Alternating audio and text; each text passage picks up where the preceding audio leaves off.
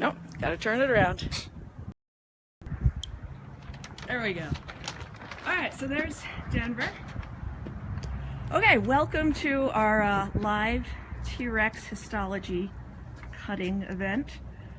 Here we have Dr. Denver Fowler, curator of the Dickinson Museum Center's Paleontology Department, the Badlands Dinosaur Museum.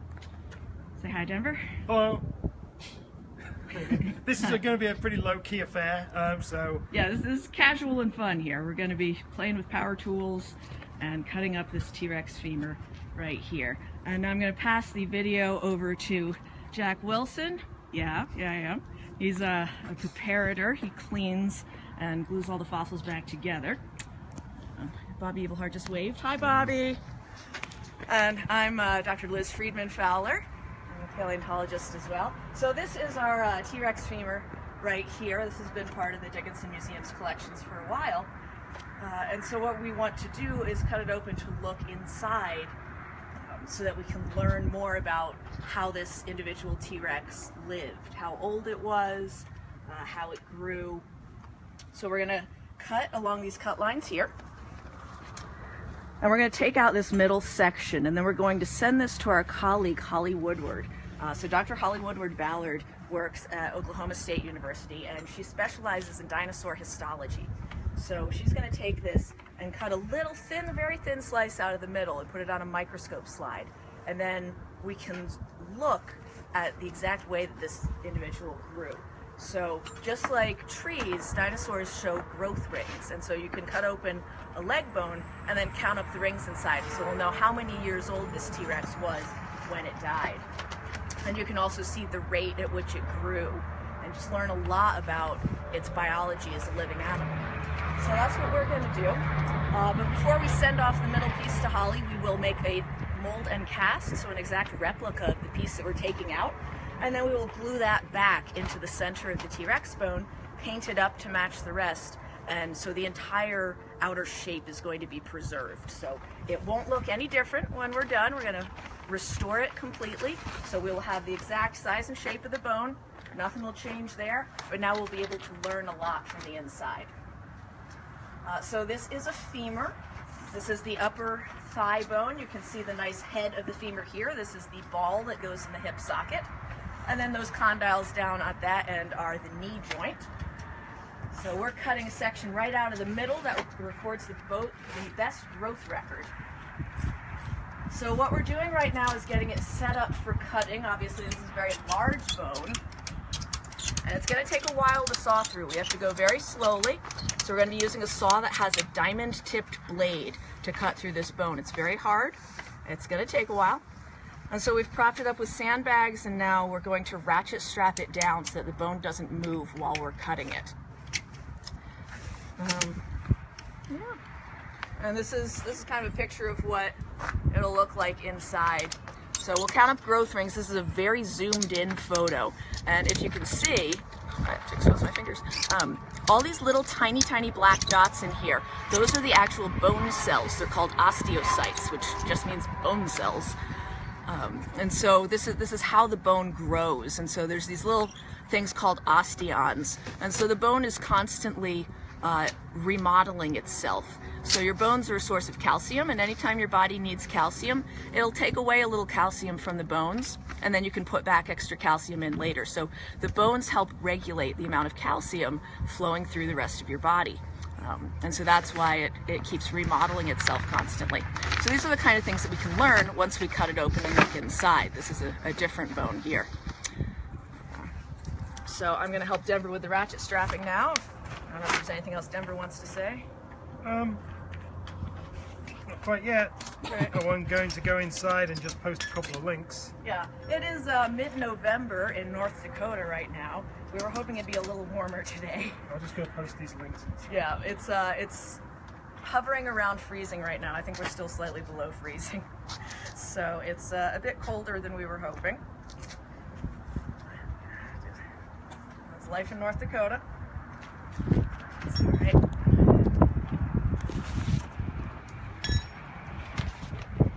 So if you have any questions, just put them in the comments there, and Jack can read them out to us. Well, the only comment so far is one person without sound and most people with sound. around, so that scared me for a minute, but I think we're okay. Okay.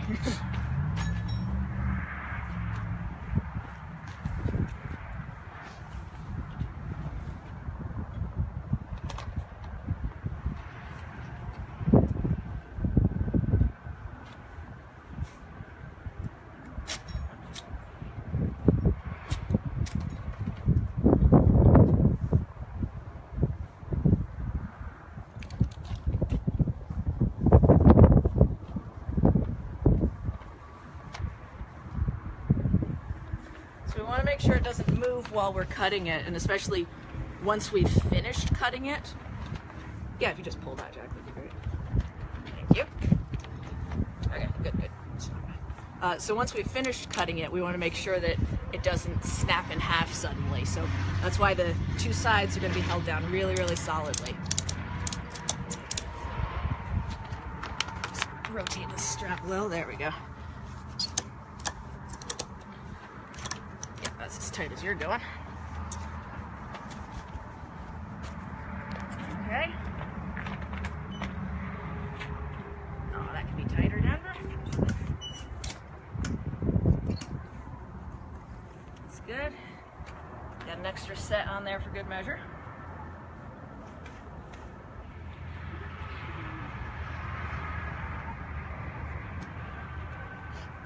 So if you've been keeping up with other museum center news, we did a little report on our field work a few weeks ago.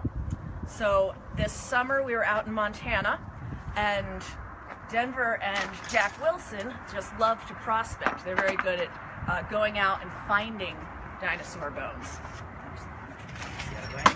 So we were out in Montana, and we were exploring a new area, part of the Judith River Formation that we hadn't been to that exact spot before. And so Denver and Jack found a lot of awesome fossils, 3 of which were Tyrannosaurs. So what we're cutting today is a T.rex, so Tyrannosaurus rex specifically, whereas the Judith River Formation, things are about 10 million years older than T.rex. So the species of Tyrannosaurus they found, it's not going to be T.rex exactly, it's going to be probably ancestors of T.rex. So there's 3 of those that we're going to be digging up next summer. And then once we get them, we will probably be cutting their legs open too to find out how old they were when they died. So hopefully we get a lot of nice leg bones next summer. Hopefully a lot of nice skulls too.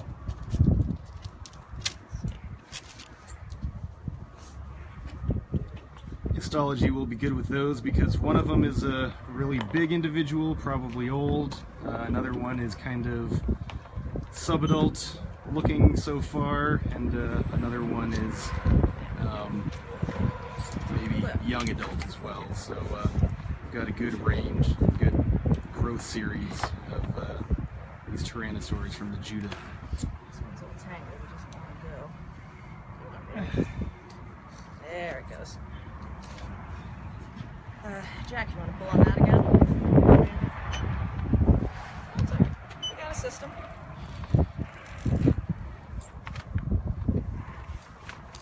Can I get my gloves? Yeah, it's cold out here. Cold. Okay, let me rotate a little. Okay, pull a little more.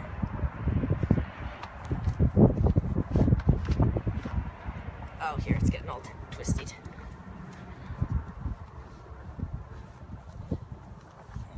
There we go. That's nicer. Okay. Keep it flat. There we go. All right, more pulling. Good. And ratcheting. All right, you can let go now. Actually, if you're free, could you take the camera? Yeah, you want to put some gloves on? No, your battery's getting low. What? It's at 10%. I just finished charging it. There shouldn't. Really? All right, hold on. For some reason, my battery should not. All right. So you got to sit up. Okay. Are we still streaming? Let me go and look. All right. If you can hear me and we're still streaming, please comment.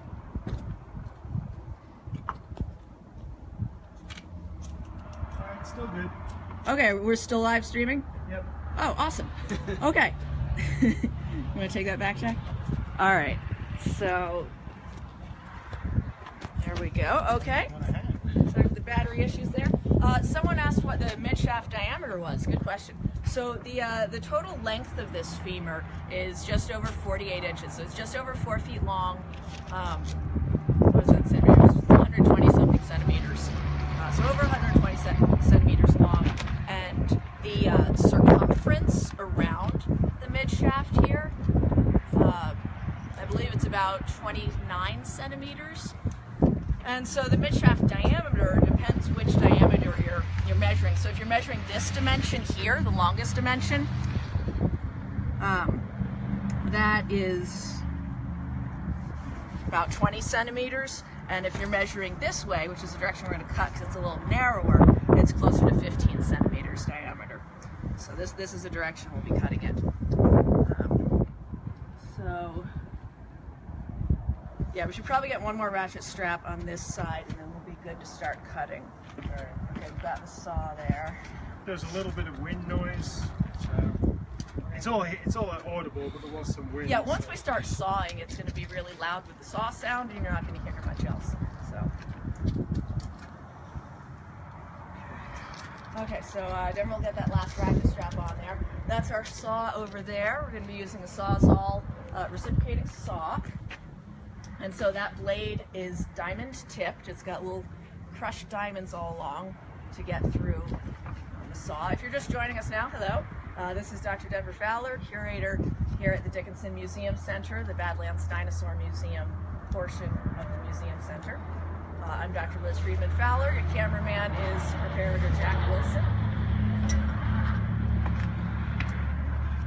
So we're going to take turns sawing, because this is going to take a while. It's going to take 1 or 2 hours to get through it all. And so as we go, there will be one person holding the saw, sawing along these cut lines here. And then we'll have another person with a squirt bottle of soapy water. This is to help lubricate the saw and to remove all of the bone dust as we go along, so the saw can keep cutting cleanly through this. Good. Yeah. Okay. Good. Let's make sure not to trip on any cords or accidentally unplug my phone or anything. So, yeah, we're about ready to get started. If you have any questions before we start sawing, it's about to get noisy, so this is a... well, people can type the questions. What was the diameter of the midshaft again? The midshaft, depending which direction, its narrowest diameter is about 15 centimeters, and its widest diameter is about 20 centimeters. Their circumference is, I think, 29 point something centimeters. The size of this animal puts it in a sort of,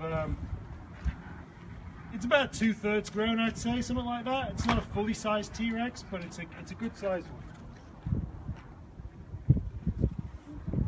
Safety first. Are you wearing my goggles? These seem too loose. I resized them because I couldn't find mine, but now I've got mine, so you'll probably have to resize yours. Thanks. Oh, they're cold. These goggles are cold.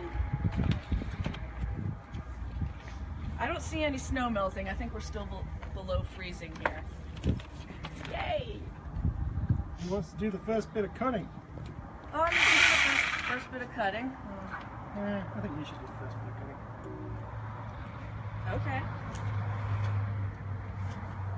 Right, your What did this break?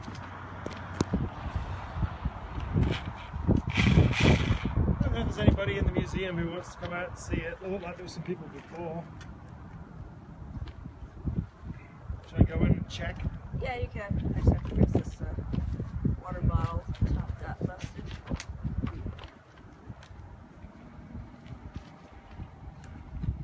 Oh, come on, open. There we go. It's so cold.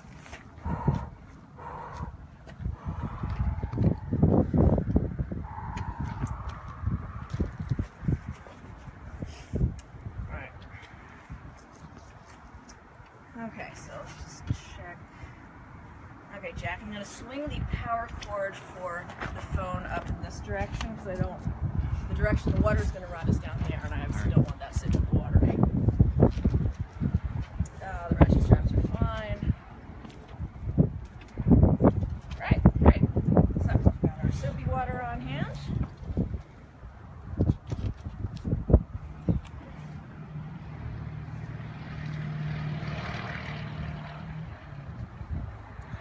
have a question about the embedding process, so would you like to go through that? The embedding of the cut section? Yeah. So that's going to be done by Dr. Holly Woodward-Ballard at Oklahoma State University. So we don't have the full histology facilities here yet. So we're going to take this middle section and send it off to Holly. And then she will cut a smaller piece of it, a nice small thin piece. And then when she has the slightly smaller pieces, she'll embed them. And so that's embedded in a special resin. I'm not sure which brand she's using at the moment. Sometimes it's Silmar resin. And so you put the bone in a little container and you pour the liquid resin over it and then put it into a vacuum chamber. And the vacuum chamber will suck out any air bubbles inside the bone to allow the resin to penetrate all the deep cracks in the bone. And that will really stabilize it for when she cuts the very, very thin sections.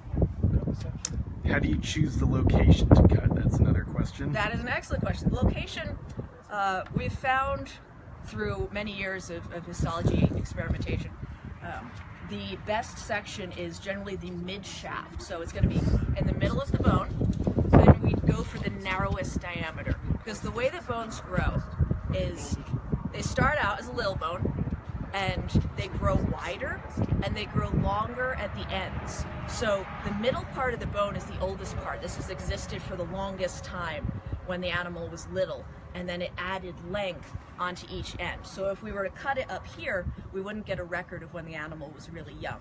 So we cut it right in the middle. We find its narrowest point. Okay, we got some visitors. You want to touch the bone before we get started? You want to touch a T.rex bone? This is a real Tyrannosaurus rex bone. And we're going to cut it open and look inside. It's going to take a while to cut. That's what we're doing here.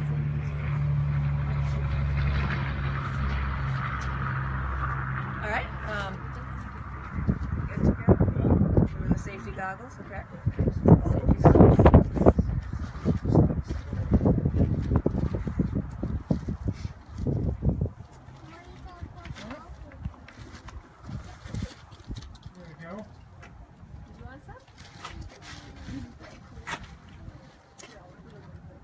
Okay, well, which side do I want to cut first?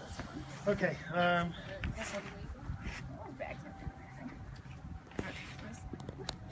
Thing to shift. Check the ratchets. Yeah, well, the more you ratchet, the more it pulls it this way. It's okay. Well, yeah, I know. Okay, you want me to score it? Sure. We'll do like one round and then we'll switch out the camera. If that's okay, Jack? Yeah, I'm going to start with this line here. Well, go for it. Here we go. So I'm going to start here.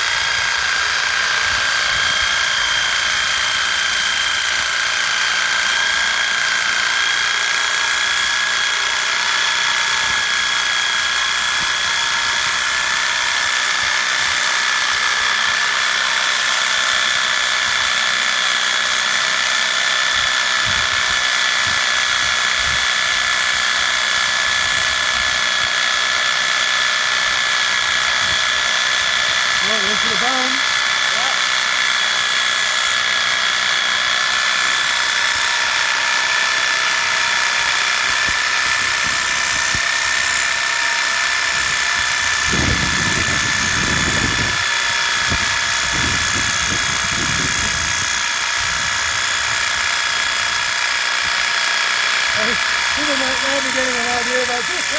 Next week we'll do paint drying.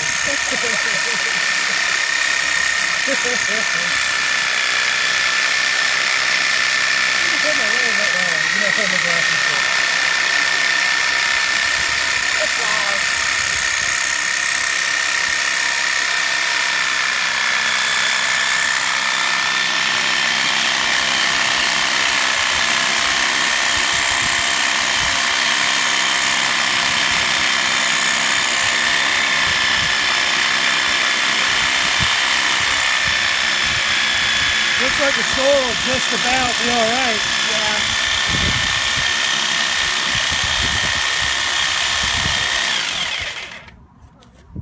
Swap out. Yeah. Jack's So, hands are getting very cold, so I could do some videoing and. yeah. Here. Well, you hold this. I will take the camera. Okay. For a sec. Okay. Jack, go put on some gloves. You're gonna freeze.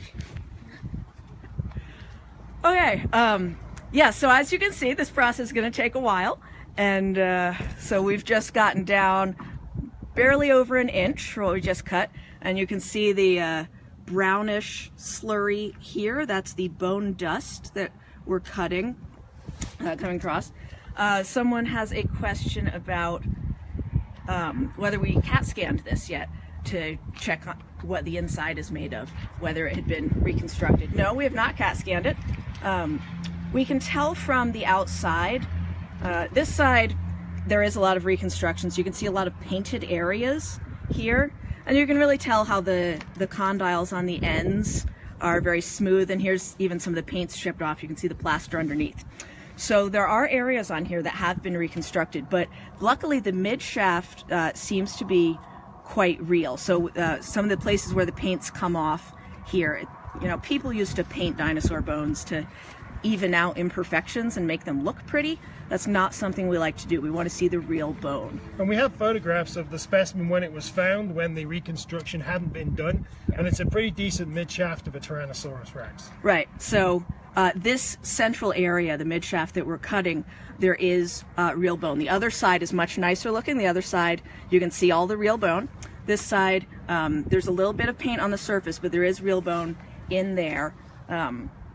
So that's another reason why it's great to take the full section rather than just a core or a small chunk. By taking the full section, even if there's a certain area that is missing and filled with plaster, the rest of the area will be there. And so Holly will still be able to count the rings throughout the rest of it.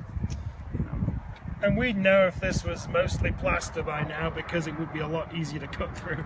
Well, yes. You'd be like, we can definitely tell we are cutting through real bone. You can see the brown bone dust there and how very slowly this is going. So, okay. Yeah. Do you want to squirt and Yes, video? I can squirt and video at the same time. So. Okay.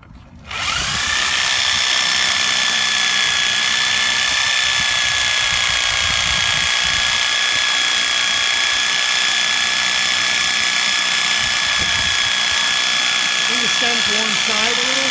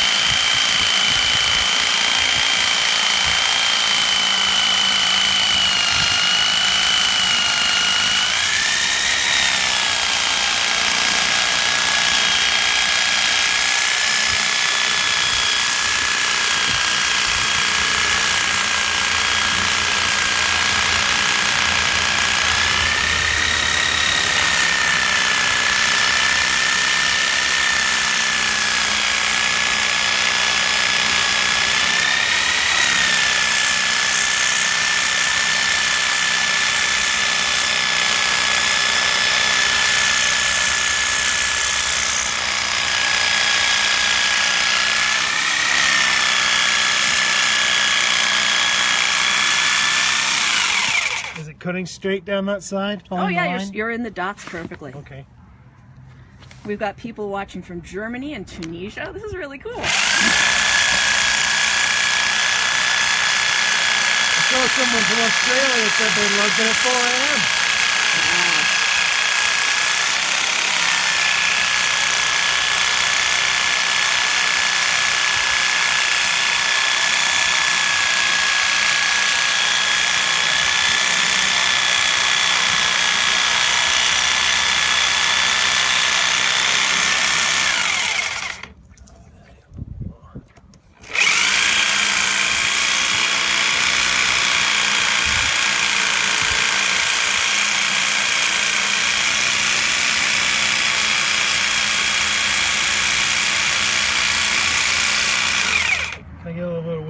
here just to Yep. see the line. Hi. Hi. We didn't tell you about this. I I'd be don't more think. than happy to help. Oh, thank There you. go. You're welcome. All right, We only thanks. decided to do this yesterday, incidentally, which is why there wasn't much advertising or anything. We had to pick a day when the weather was going to be clear to do this outside. So Yeah, it was supposed to be Yeah. warmer and a little sunny today. The clouds are lightening up, The though. clouds are lightening up, but Yeah. at least it's not 40 below in November. Yeah, you know, for Dickinson, this is nice. This is Destiny. She's one of the volunteers here in the Paleo Lab. Incidentally, we are always looking for more volunteers to help clean dinosaur bones here. So if you're interested, please get in touch with, well, leave a comment or something. What's the best way for people to get in touch with you if they want to volunteer? you can send us a message on the Facebook page. That's pretty easy. Yeah. Or comment on this or something. Or come over to the museum. Obviously, I suppose if you're going to volunteer, you're going to be locals. Yeah. That's So all. yeah, send an email or a Facebook message if you're interested. The line's just a little out there, but it actually straightens Oh, up again it's later, fine. so I think it's fine. Yeah, so we're following these cut marks here, but we don't have to worry too much about being perfect on the cut marks because we're just sending this middle piece off to Dr. Holly Woodward, and she's going to take a piece from the middle of this chunk to actually look at under the microscope. So if our lines are a little off, it doesn't matter at all. It's the middle of the chunk we're cutting that is what Holly needs. So. You But going it's, again? it's looking good so far. Yeah. Yep. If you're ready to start. Sure.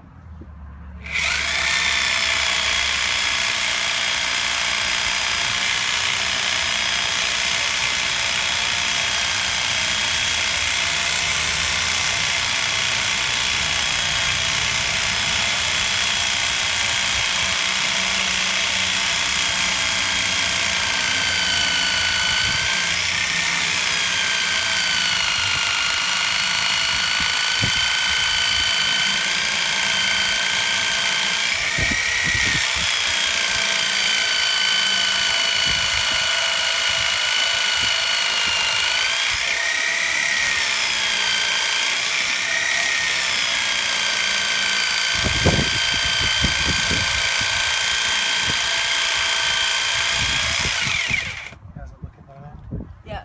Oh, it's looking fine. You see, you have 2 inches sticking out on this side. So you just want to make sure that this doesn't actually hit the bone when it's reciprocating. No. So you can pull back a little farther. It Yeah, if just- there's any questions on there, as you can see them. Somebody is asking what's going on. A little late to the party, but Oh, yes, welcome. So we're cutting. Yeah, we can only see like 1 or 2 comments at a time on the phone. So if we miss your question, just ask it again, so it comes back up. So we're cutting this T.rex femur, so we can look inside. This is called histology, and we'll count the growth rings and find out how many years old it is. So what we're doing here is kind of the bulk portion of it. We're cutting out this middle section, and then we're going to mail it off to a colleague in Oklahoma who's going to make a very thin slice to look at under the microscope, and then she'll send those results back to us, so we'll know how many years old it is. And we can share that information with you when we get it. Great. I know there was an earlier question on where this particular T-Rex leg was found. This is from Montana. Yeah, isn't it's from Montana. We don't actually have particularly good data on it. It was part of the original collection that's been on display here at the museum for 20-something years. And so when I came in April of 2016, I looked at everything in the collection trying to find things that we could actually do research on to find out new information. And this is one of the specimens. So we have the femur, we also have the tibia and the fibula of the same individual. So we're hoping to find out more about this individual T-Rex, and it's going to be part of a larger study that, as Liz said, is being done by Dr. Holly Woodward down in Oklahoma. Do you want to do some All sawing? right. Huh? We should do some sawing. What, are you tired? No, I'm not tired. Yeah, we're going to be trading off a lot. The reciprocation of the saw is a little tiring. You have to press down fairly firmly to make it grind through the bone. So that's a little tiring. Plus, it's still below freezing here, and our hands are getting cold. So we're going to be taking turns a lot. That'll work. Ready? Yeah, ready? Go for it.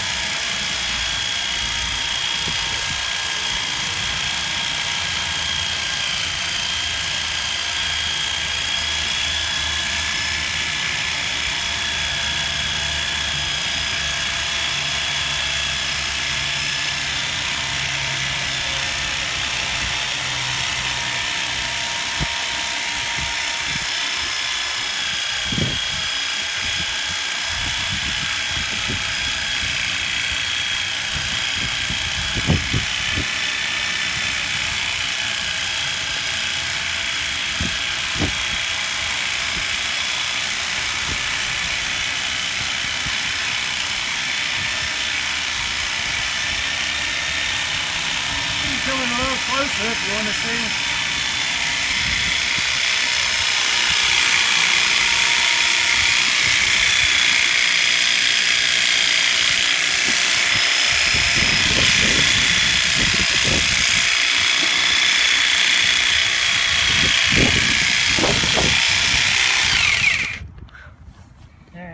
All right. And one more question has come in, Liz. Yep. And that is, somebody wants to know what we're hoping to do with all of this extra information about all of the histology. So this is, so we're working with Dr. Holly Woodward in Oklahoma, and so she's doing a massive study of T.rex histology and also other tyrannosaurs that are related to T.rex to look at how the entire species grows. So if you only have one animal, I mean, look at me in Denver. I'm quite short, Denver's quite big. We grow differently. And the same thing's true for any animal. Some of them might be a little smaller, some of them might be a little bigger. So you want as big of a population sample size as you can get. And so Holly is trying to get her hands on as many T-Rexes and other Tyrannosaur bones as she can to increase that data set. So there's a link that we posted to there was a news story about Holly's research about 2 weeks ago, and we posted links to that news story on the Facebook page, the museum Facebook page yesterday, along with some of the photographs that we took of the specimen. Yeah. You need a bit more background on that. Yeah, so we did something similar with Maiasaura, which is a duck-billed dinosaur. It's Montana's state fossil, and this was the main focus of Holly's PhD research with Jack Horner, who was our advisor for all of us. She took all of the Maiasaura bones that we had and cut their leg bones. So we had 50 of them, and Jack and Holly and I wrote a paper. I did some of the math for Holly, showing how it grew over time. So because we have many specimens, we have a good sample set, so it's more statistically valid, and we can look at the growth curve, so how quickly they grow over time, and you can see based on how they grew when in their life they reach sexual maturity and when in their life they reach kind of full body size and old age. So that's now what Holly's trying to do with T-Rex, so we can find out how big and old T-Rex got. When did it start laying eggs? All sorts of life stuff. So Denver's got a little sign there. Can you get a close-up of the picture? Displays. Absolutely. So these are showing what we call lags. So these lines that are marked with the green arrows, these are called lags, and that means lines of arrested growth. So just like trees, these dinosaurs laid down rings each year, usually in what we call the off-season. So with dinosaurs, it's probably the winter. And we can count the number of lines to see how old these dinosaurs were when they died. This particular slide is actually from Liz's, one of the dinosaurs that Liz has studied, called Brachylophosaurus. And we're going to get a slide that looks just like this for our T-Rex. So you'll be able to see the individual growth rings, and you can zoom in even more than this to see the individual bone cells and all other details of the animal. Yeah, so if you want to learn more about that picture that you're seeing now, if you just Google Friedman Fowler PLOS, so P-L-O-S, it's the journal called PLOS One. That's where that paper is published. So it's open access, anybody can look at it. We have some new visitors. Hello. Visitors. All right, next question. How old is this particular T-Rex? Well, that is exactly why we were doing this. From looking at the outside of the bone, we don't know. We don't know. It's big, but we don't know how many years old it is. But when we cut this open, just like tree rings, we'll be able to count up the rings, and then we will know. Perfect. And one more technical question, and that is somebody as well wants to know what type of blade we are using on the saw. This is a diamond-tipped blade, so it's got little crushed diamonds all along the blade because the bone is very hard. So we have to use diamond blades to get through it. All right, and it's a slow process. They're not super expensive blades, though, in case anyone's wondering. These are industrial diamonds. It's an $18 unit for the blades. Yeah, the blades are $18. So, great. All right, keep those questions coming, and we're going to keep working away. Yeah, you guys have any questions? Jack, could you get them some? You want to touch the bone while we're just resting here? And we'll start sawing it again. So, yeah, this is the top. This is the head of the femur that goes in the hip socket, and then that's the knee joint down there. So this is a Tyrannosaurus Rex femur. So we put some epoxy on the surface because we don't want the bone to flake off as we're cutting through it, so that helps stabilize the surface for cutting. We'll remove it afterwards. Is it hard work cutting first? Yeah, it's slow. It's slow. You'll see as soon as we get going again. We'll be here a while. All right. Okay, a little more. All right, thank Okay, you. you ready? Go for it.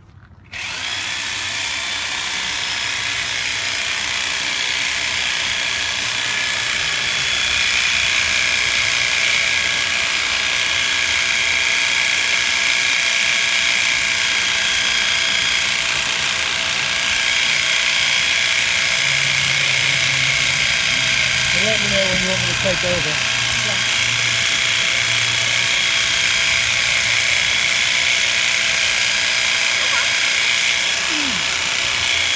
All right, well, you know.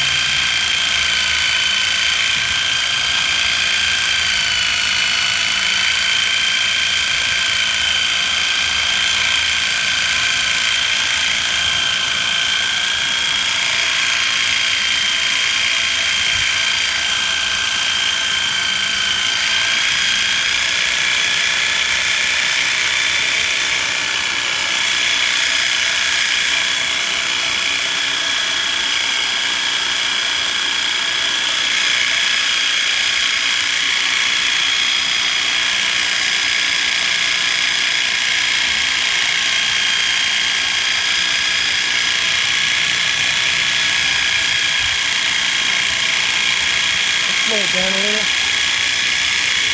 Nope. Just go.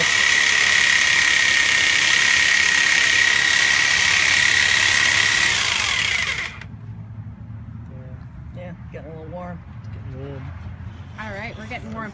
So Yeah, somebody give that a asked you rest. guys, somebody mentioned they can't wait for the results. So how can people find out the results of this histology, and sort of when are we expecting to be able to tell them? It's a good question. Once the section's cut out, we do have to mold and cast a copy of it, which won't take too long. But once we're happy that it's all glued, once this section is cut out, we're going to make a mold of it using rubber and then cast it in resin, and then put that resin chunk back in with some glue to hold it fast, and then paint it up so you wouldn't know that we've taken a section out. So that process will take a little while, and then once we're happy with the femur again, we'll send these chunks down to Holly. That's going to happen before the end of the year, and then it's kind of up to Holly as to how quickly we can get a thin section made. I would hope that within a few months perhaps, we might get some results, but we'll see. But yeah, we'll be posting results on Facebook when we get that, but it won't be until next year at the earliest. All right, perfect. And another question, somebody wants to know if it is straight dish soap or what we have it diluted with to help keep the blade from overheating. It's just water and dish soap. So it's diluted dish soap with water. Plain old common blue dish soap. Yep, we're pretty high tech. Yep. Yeah. We're very high tech here. As you can see, we've got sandbags, ratchet straps. This is paleontology. Yeah. I'm gonna have to take a break inside soon. My toes are freezing off. You think it was heating, or you think it was? How did you decide which section? So we want the middle will have the best growth record. So you take a tape measure and find the narrowest point in the middle, and that's going to be the best spots. Oh, my toes are so cold. I think it's just because the blade was slightly bent here, so it was sort of when it's under tension, it does that. Yeah. Might end up turning around and cutting from the other side in a bit. Yeah. But that's okay. You ready? Yep.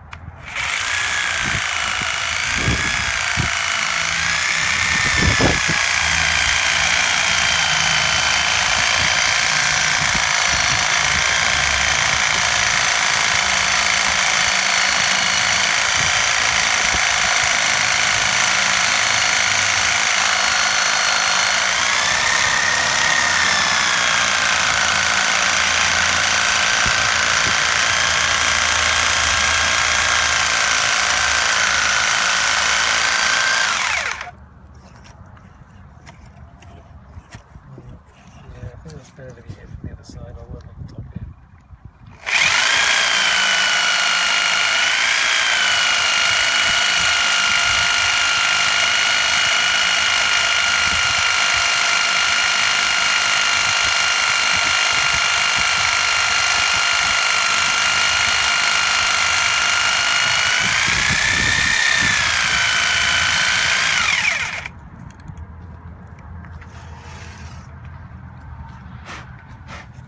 Come out from the other side. Come out from the other side? Yeah. Sure. All right, gonna switch sides, get it from the other direction. This is a big bone.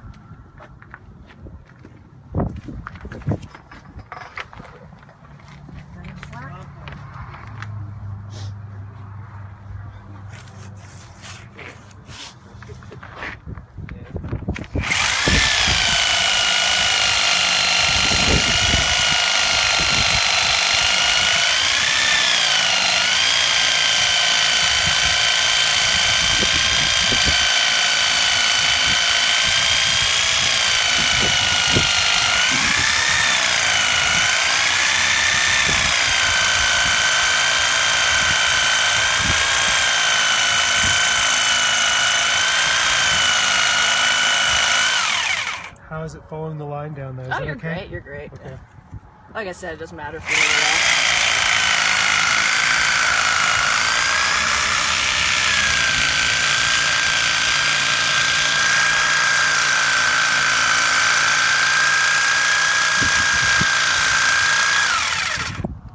It's smoking again a little. I think it's just the dust. Yeah, is it just shaking the dust off? Yeah, it's probably just dust. I mean, it doesn't really matter. Yeah, it's alright.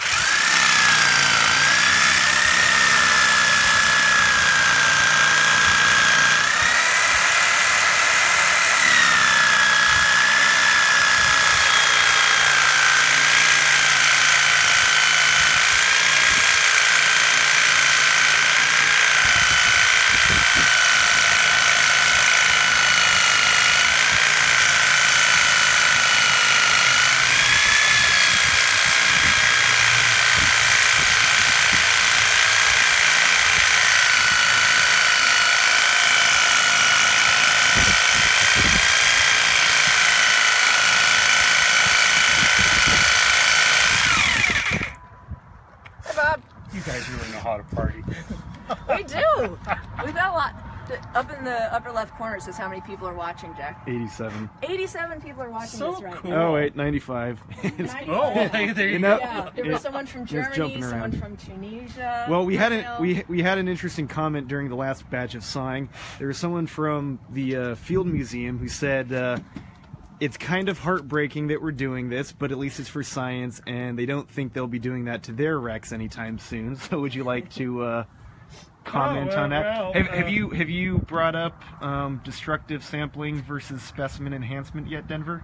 Not necessarily using those terms. We have been talking about it a few times through here. So yeah, the cutting up of dinosaur bones definitely makes some people nervous. But there's so much that can be learned from the inside. So if you don't cut through, all you have is the outside of the bone. You can see the size, you can see the shape of it, you can look at it, look at the little bone processes, see the anatomy from the outside. But you can also do that with a mold and cast.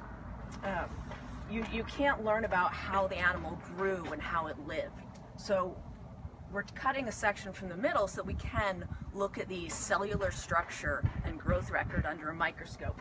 And so this chunk that we remove, we mold and cast the chunk, make an exact replica, put it back in, and then paint it to match the original bone. And so when it goes back in, all of the exact size and shape that you see right now will be preserved.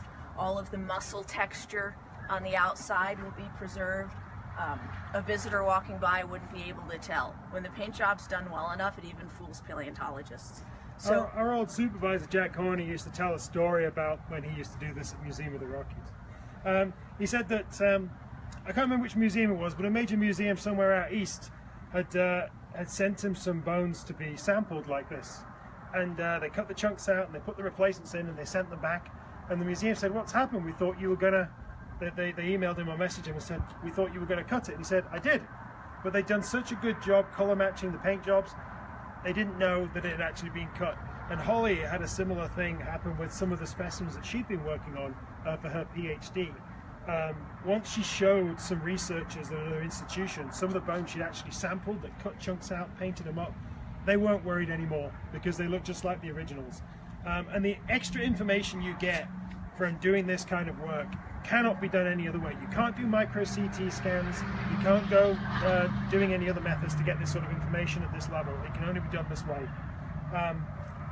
So that's one of the reasons why we're doing it.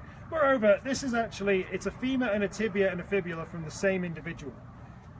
There's not a great deal else that we can do with this specimen scientifically, but by cutting it this way, this is going to be the best known, histologically known T.rex that there is, more than any other museum has got. Just because we're prepared to cut through it like this. And if you're concerned about what it'll look like, you should come into the museum and see some of the bones that have already been cut. So thank you for letting us pick on you, sir. Yeah. So, like you said, for science. Yep. So yeah, that's technically it's destructive sampling because as you can see, there's a little bone dust that's been ground away. But we like to call it specimen enhancement because once the replica piece is going back in the middle, all of the information we had from the outside of the bone before, it's still there. Nothing has been lost from the outside of the bone. And instead we have specimen enhancement because now we know information from the inside of the bone.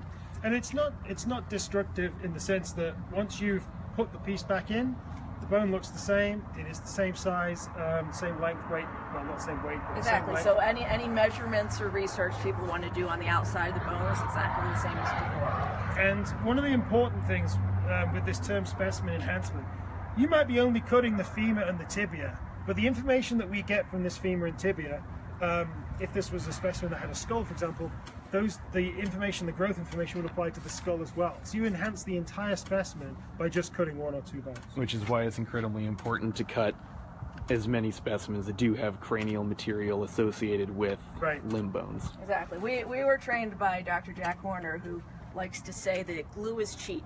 So cut it open, look on the inside, learn everything that you can about the paleobiology of this animal, and then glue it back together, and it'll look the same when you're There's done. an interesting debate actually right now that some people don't like the idea of cutting up a holotype, so that would be the first specimen known of a new dinosaur species. They don't like the idea of cutting a section out like this.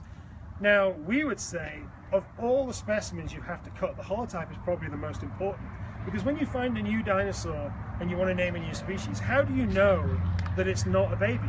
How do you know it's a full adult, or that it's showing all the features that should characterize that species? One of the ways you can know that, in fact the only way you can really know that, is by cutting a section out of the leg bone and looking to see, counting its growth rings and seeing whether it's mature or not. This is the only way. You can't look at, some people look at skull fusion and things like that, but those are not reliable characters. This is the only way you could do that. So I believe, as a scientist, that we should be cutting more holotype specimens. Because that's the only way we can justify and know that they are truly a maturity level that's appropriate to describe a new species. Anyway, should we do some more cutting? Yeah, I'm gonna take a break inside and let my toes thaw out a bit. If someone else wants to be the squirter. Here. All right. All right. Okay. I'll also check and see if we missed any comments as we've gone along. Okay. So yeah, just keep an almost constant dripping going on anytime you see dust accumulating. Yep. A little more squirting. It smudged a little bit, but they didn't do that last time, so what the hell, eh?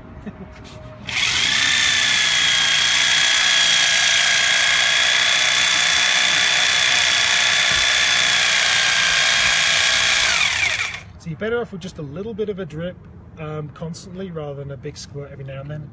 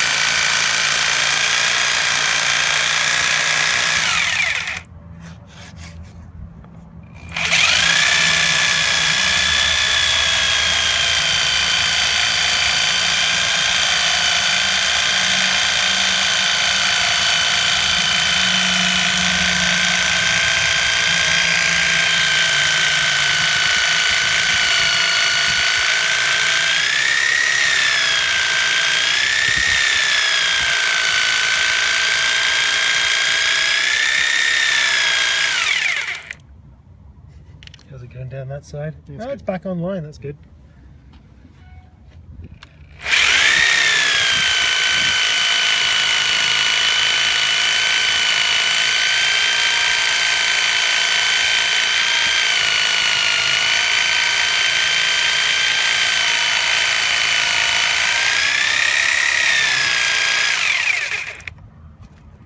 This thing is smoking a little, but I think it's just the dust. Yeah, it's just dust. It's the dust getting in there, and Yeah, it's just dust blown out the side.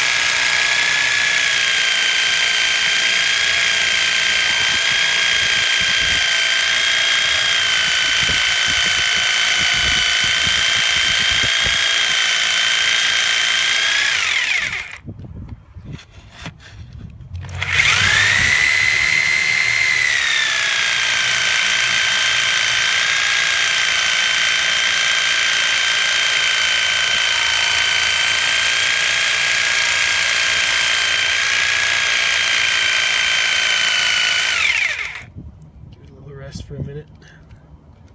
If you want your hands to warm up, you just hold the saw. All right, so we're probably more- about a quarter to a third of the way there. Through one cut. We have 2 cuts to make. So we're getting there. Yeah, maybe it'll take longer than we thought, but hey, there you go. Excellent. So somebody's just joining us. They're asking us what we're doing. Denver, did you want to fill them in?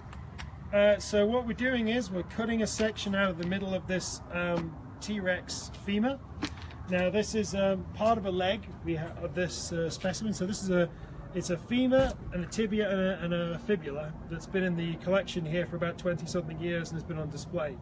When I came here, I was asked to. When I came here, I was going to look at the historical collection and see what science we could do with some of the historical specimens. So this was just parts of a leg.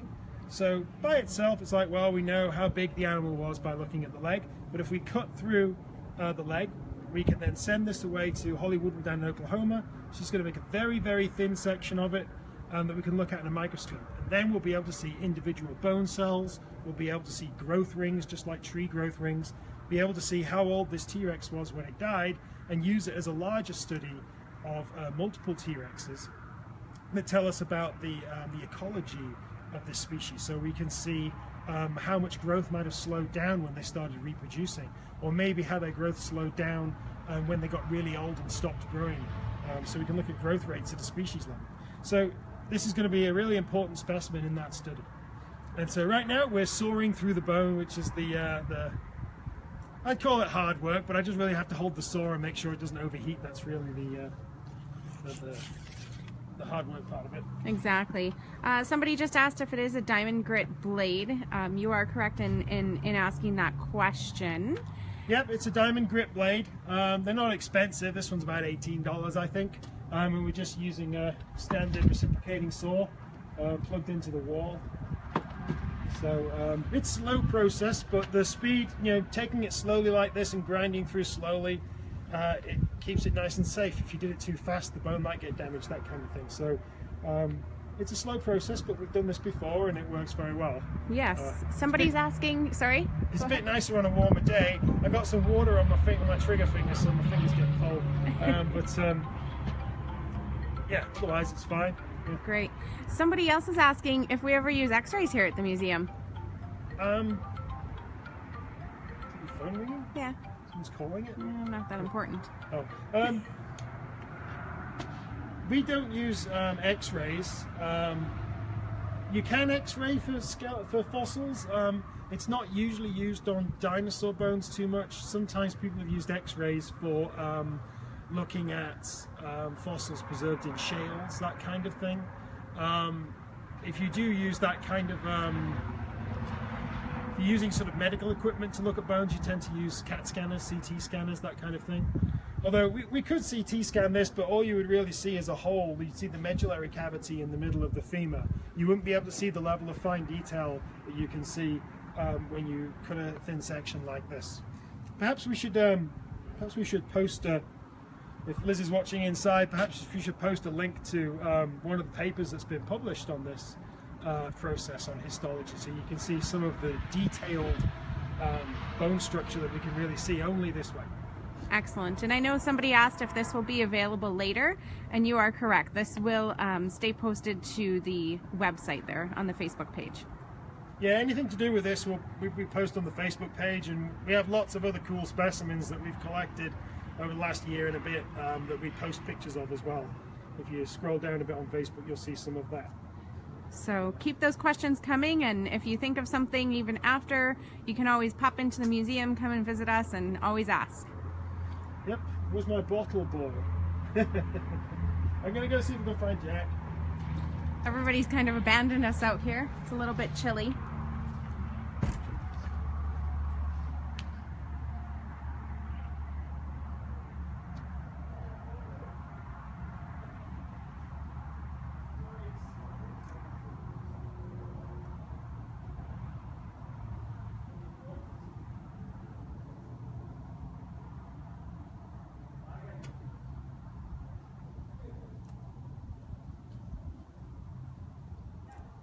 Glasses on the floor.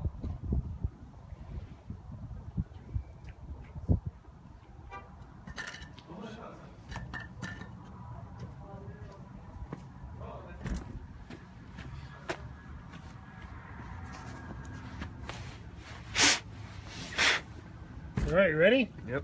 Let's go for it.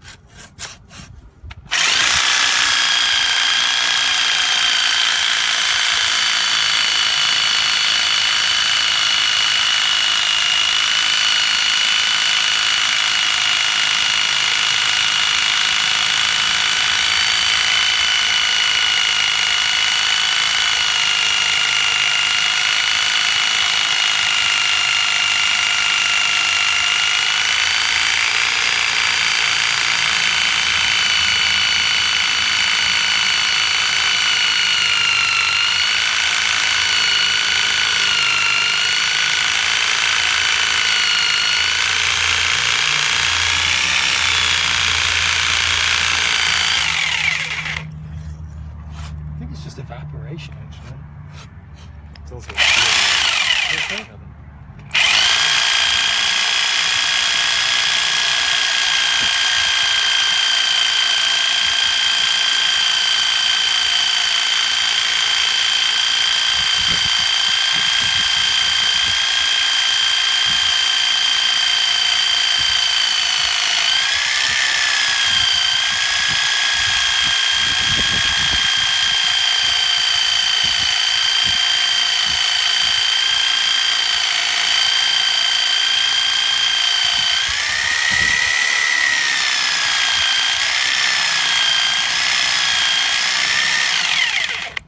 You know, when people think about these things being rare, T.rex are more common than you think, and Tyrannosaurs are actually more common than you think too.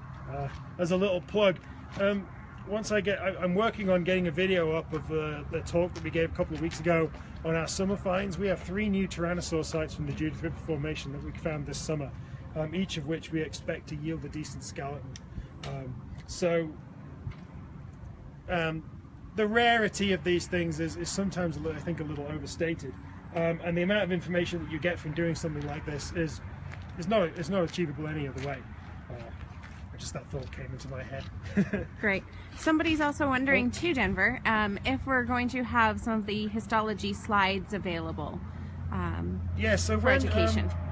When Holly's done the study, she usually makes 2 slides, which basically look identical because they're kind of opposite sides of the same thing. And we'll get sent one here, and then she'll keep one down in Oklahoma. So we'll have one of the real slides that is made up here at the museum. And we're also going to have a nice printed version that people can see, so they can trace the growth lines for themselves, they can see the bone cells for themselves. It's going to be part of a new display on this specimen that we're putting together here at the museum. Great. And one more question, so we can let this all cool for a second anyway. Could it be possible that these tyrannosaurs died decades, if not centuries, apart from each other? So maybe we want to explain some of the lineage behind Tyrannosaur. Not quite sure what the... Oh, well, I mean, the amount of time represented in the Hell Creek Formation where these dinosaurs come from is about a million years, perhaps as much as 1.5 million years. So if you're collecting a Tyrannosaurus specimen from the bottom of the Hell Creek and one from the top, then they live 1.5 million years apart. So yes, they weren't part of the same population. The best thing you can do if you want to look at a population study is look at animals that lived as close together in time as possible. The best way to do that is to get a bone bed. If you're really lucky, there'd be a big flood that killed a whole herd all at once, something like that, and then you could cut the leg bones of each member of that herd and see the growth patterns of animals that lived at exactly the same time. We can look at the species level when they're a bit more rare. So a T.rex, we would look at lots of different individual T.rexes, but yes, they would have been over about 1 million years apart, although it's not expected that will affect the overall growth patterns that we see in the species as a whole. Right. So I think that some people kind of, go into museums and are really wowed by the big dinosaurs, but it really is a lot of the little guys that tell us a lot. Yeah, the other small dinosaurs do tell us a lot. I like working on small dinosaurs.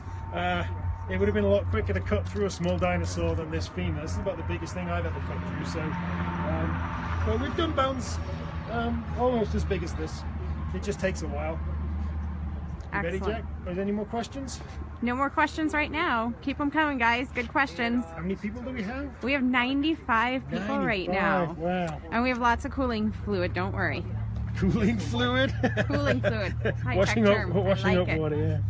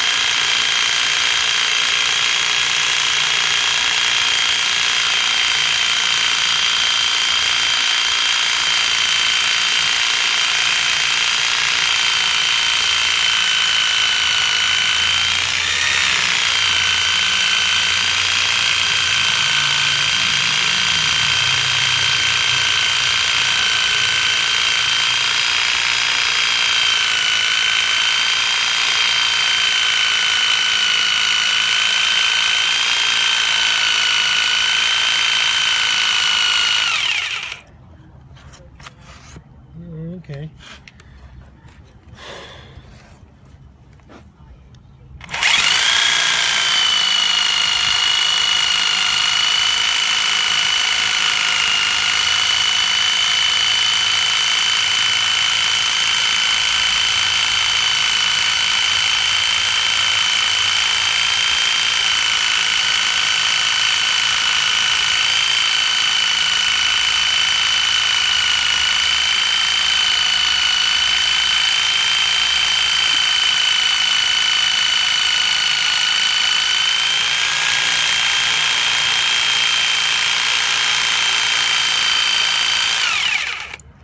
At this rate, what time is it? Anyone know?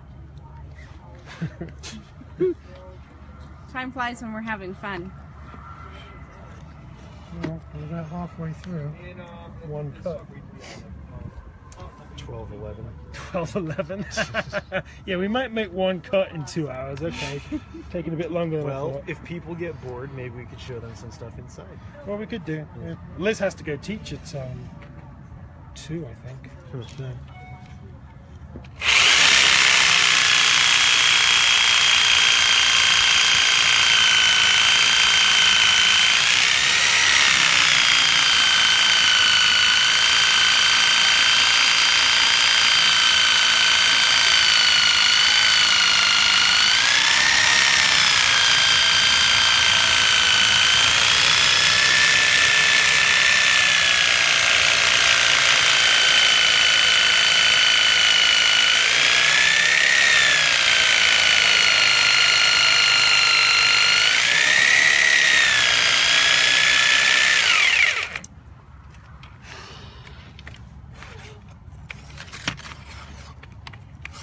tight down here. Would you like a go cutting, Jack? Maybe a little bit. Okay. Thanks everyone for tuning in. I thought this was just going to be it's kind of casual thing. We were going to cut this anyway, and so we thought, well, why not do a Facebook Live broadcast so that other people can see the process? Because I think that science could do a better job of really communicating what we do as scientists and part of the process of how we find out new information. So we thought we'd involve you in this part of what we do.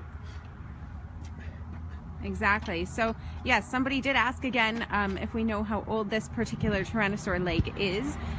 We don't know specifics, and so this will hopefully help us determine more accurately the age of this particular.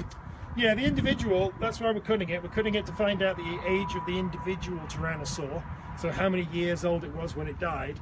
But the bone itself is from the Hell Creek Formation of Montana, and the Hell Creek Formation is about 67.5 to 66 million years old. So this is an animal that died about 66, 67 million years ago. Excellent.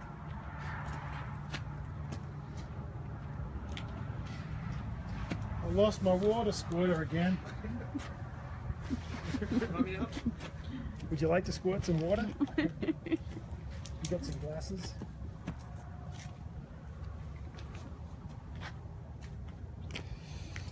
So why was this animal chosen? Excellent question. This specimen was chosen because it was here at the museum. If it was it was a leg by itself. There wasn't much we could do with it scientifically, especially because we weren't sure where exactly it came from. The data on it is not very good. But we know it's a T-Rex. We know that these bones were associated. So if we cut it, we can get a complete growth record of an individual. So that's why we chose this specimen to do this with. Any other questions before we start making some noise? Yes, Liz had a specific question, and it was somebody obviously knows your work very well, Liz, because they know that you like your hadrosaurs, and so they were wondering what prompted you to work on this Tyrannosaur.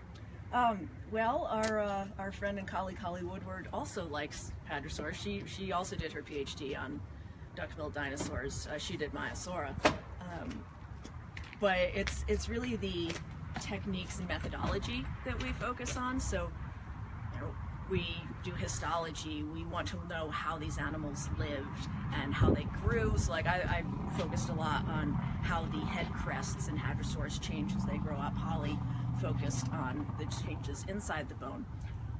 But you work with whatever you've got, and right now Holly's doing a research project on how Tyrannosaurs grew. So using the same methodology that she did for her PhD on hadrosaurs, she's now doing it with Tyrannosaurs. And Denver and I do similar things. Like, I focused on hadrosaurs in my PhD, he focused on ceratopsians, but the methods that we use for studying those dinosaurs, we can apply to any group of dinosaurs. So, or indeed, pretty much any animal. Any animal. It doesn't have to be dinosaurs, but we'd like it to be dinosaurs. Small dinosaurs, preferably.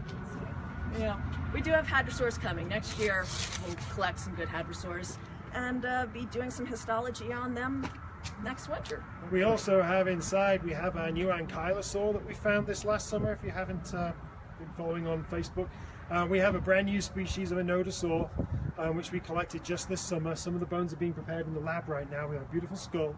And a nice tibia right now, and we have that's next on a wonderful tibia. We have a femur, so we have the bones that we need to cut those as well to see how old it was when it died.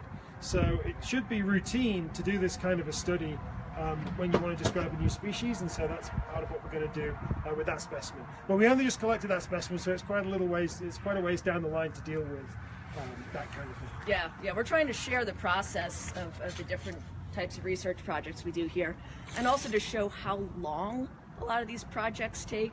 There's so many steps between digging up a bone and the final published paper and exhibit. Sometimes people wonder why it takes a few years. Well, this is why. There's a lot of steps that we do, and they all take time. Yeah. It's such a good 2, right? One. Yeah, I have to leave in like 15 minutes to go teach. So. Oh, great. Yeah. Okay. Yeah. Well, we'll see how much we can get done. Yeah.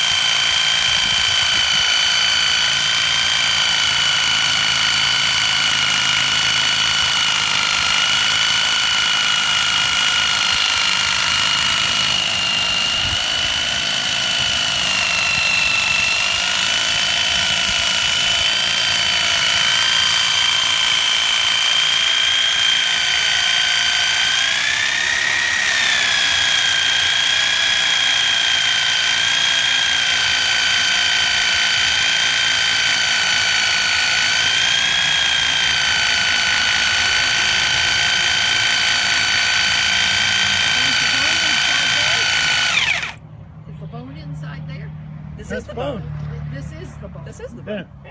It just looks like it's painted. It Well, is yeah, painted. the ends of the bones often they're very fragile, Yeah. and so someone has reconstructed the ends in plaster and painted them.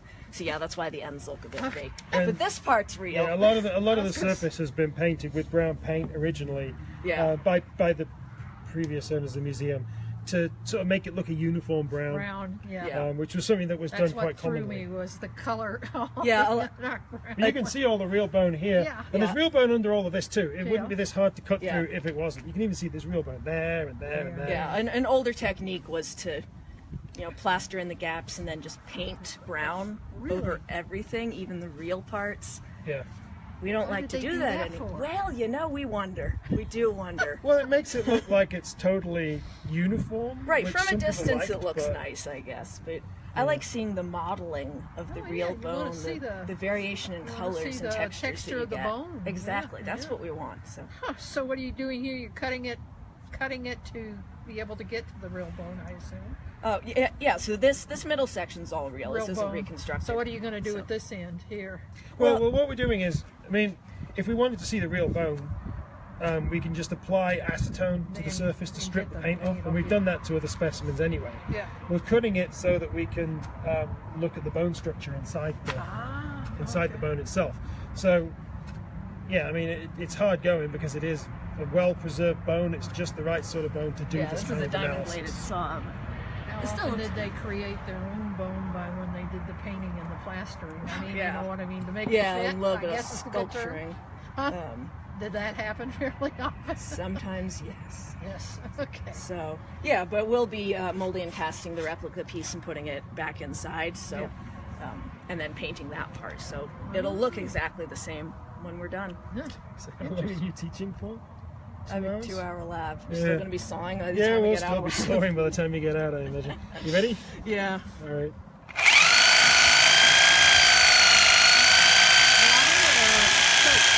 So,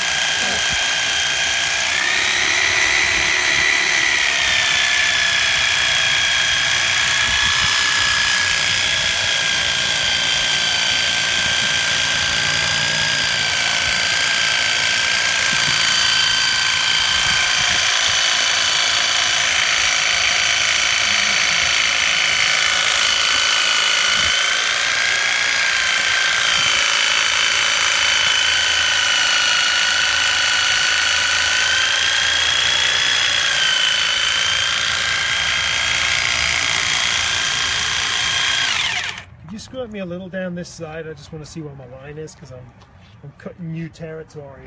All right. Oh, One you look great on this side. Yeah, I just couldn't see because there was a bit of muck down there. question from the world of the internet, you guys. How can we tell how strong a particular tyrannosaur or a dinosaur in general might be?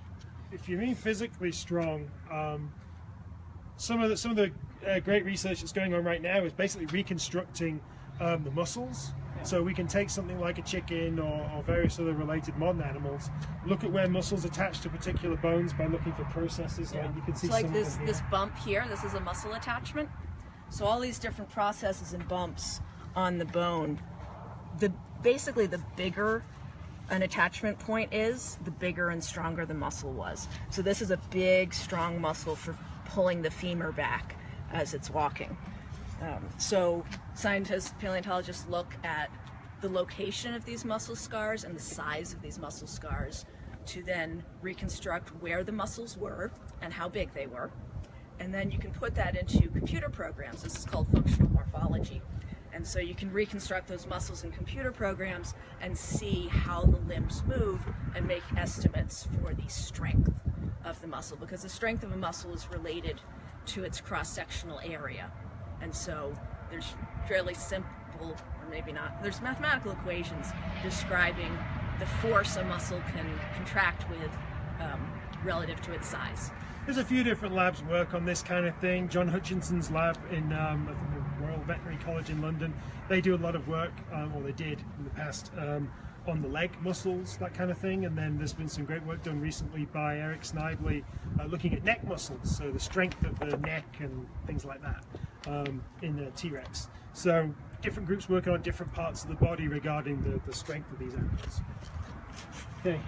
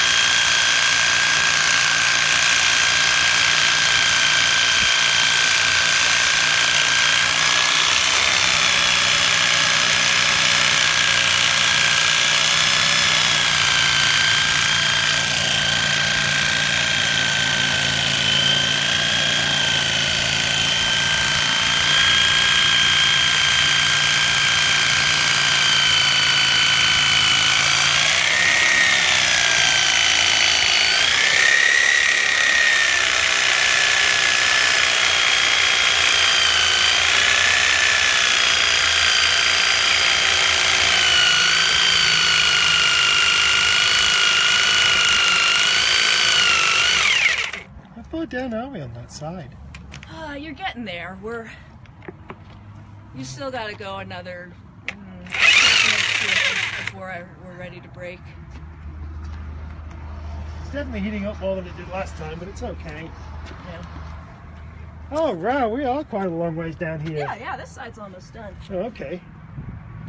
So what you do is, you don't saw completely all the way through. You saw almost till you're all the way through, and then the very last bit you break. Because that gives you a full contact across the cut. Because what we call kerf loss is the thickness of the saw itself obviously is kind of cut and ground into powder. But if you break the last bit, it'll click perfectly when you make the copy of the cast to go in the space, and then this gap here effectively gets filled with glue. So to preserve the original shape, we do this last bit as a break. We're not too far off on this side. We've still got some work to do on the other side. Excellent. I'm just checking the blade, comparing how much diamond's left on this There's still to diamonds the in new there. blade. Great. Yeah. Denver, another question is where are most of, I know the question was specifically for Tyrannosaur Rex, but most Tyrannosaurs are found in the western United States, is that correct? Most Tyrannosaurs, I suppose, from the Lake Cretaceous are known from the western part of North America. They do range all the way down, they've been found in Mexico all the way up to Alaska. There are Tyrannosaurs known from Asia as well, so Tarbosaurus is the most famous one from Asia. There's some other species as well. They're very common there in Mongolia, Tarbosaurus, and then in parts of China as well. I think some of the ex-Soviet republics in that same area as well have some Tyrannosaur remains too. But I think that the largest quantity of Tyrannosaur remains are from here in North America. More is just that there's more rock exposed and it's been more well explored for these kinds of things. I'm sure there are many specimens in Asia, and there are some primitive tyrannosaurs known from Europe. Yeah, I think Europe. I'm not quite sure if there's any in Africa and none in South America. So a northern clade, a northern group. Excellent. And just to emphasize the chilliness of what we're working with here. Freezing. Yeah, so obviously the blade gets very hot cutting through the bone. We have to lubricate it with water. But the runoff water going down here into the drain, this puddle is starting to freeze. Those are ice crystals that you see down there. So Do we want to get this to a breaking point? Because I want you to be here when we actually do the bottom break. Okay, well, yeah, I've got a few more minutes and then I have to go teach lab. Intro geology. Today we're doing glaciers, and that's what my feet feel like. So, So how do you want to do this? well, you're lower on the other side, so you might want to swap back to cutting from that side. Okay.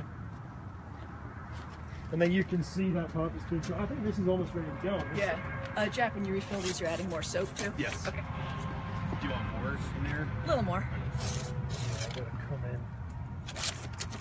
And then when you guys do the other cut, you might think about switching to the other blade. I don't think I can do it from this side.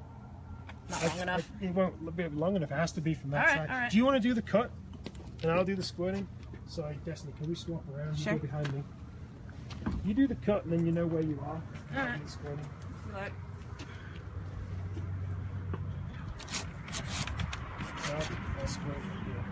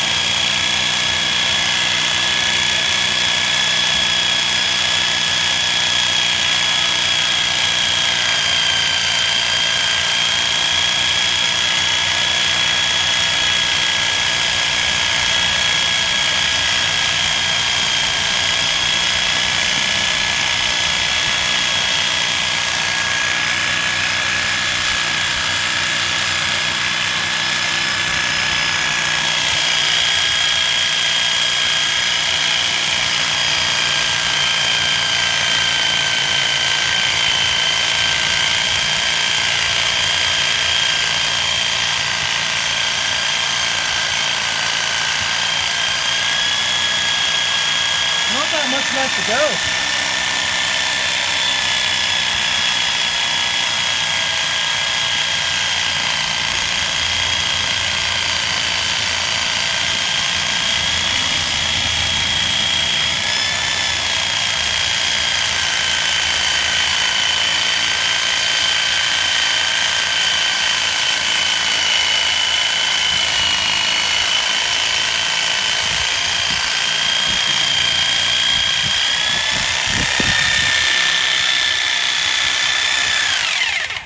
Take a look. Yeah, would you hold this while I look? It's definitely tightening up. Okay. Maybe a Yeah, getting closer. little more. Now, do you want? Yeah, I mean, we're not going to crack it now. We're going to get close to where it would be cracked and then start the other cut. Okay. So when we say crack, what we're doing is we're cutting a nice slice, obviously, but then the very last bit, we don't actually want a full, perfectly circular slice, because then gluing the replica piece back in, we might have trouble getting it lined up correctly because it's round and you could twist it a little. So the last little piece we actually want to break and have a jagged edge. So then the replica, just like a puzzle piece, will fit tightly back in the exact right spot. So that's why we're not cutting it all the way through, we're cutting it almost all the way through. So we're getting close to that. Excellent. So you can do a little more, but I do have to go in a minute. Okay, so we'll get a little closer and then we'll be cutting this one. We're not going to break it, and we're going to break it all at once. Yeah, at the very end is where it breaks. Okay.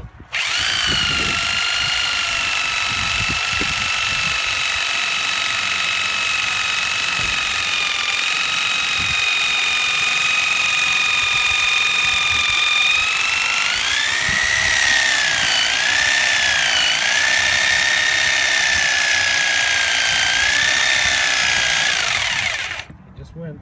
Oh, we have some movement. Yeah? It just moved.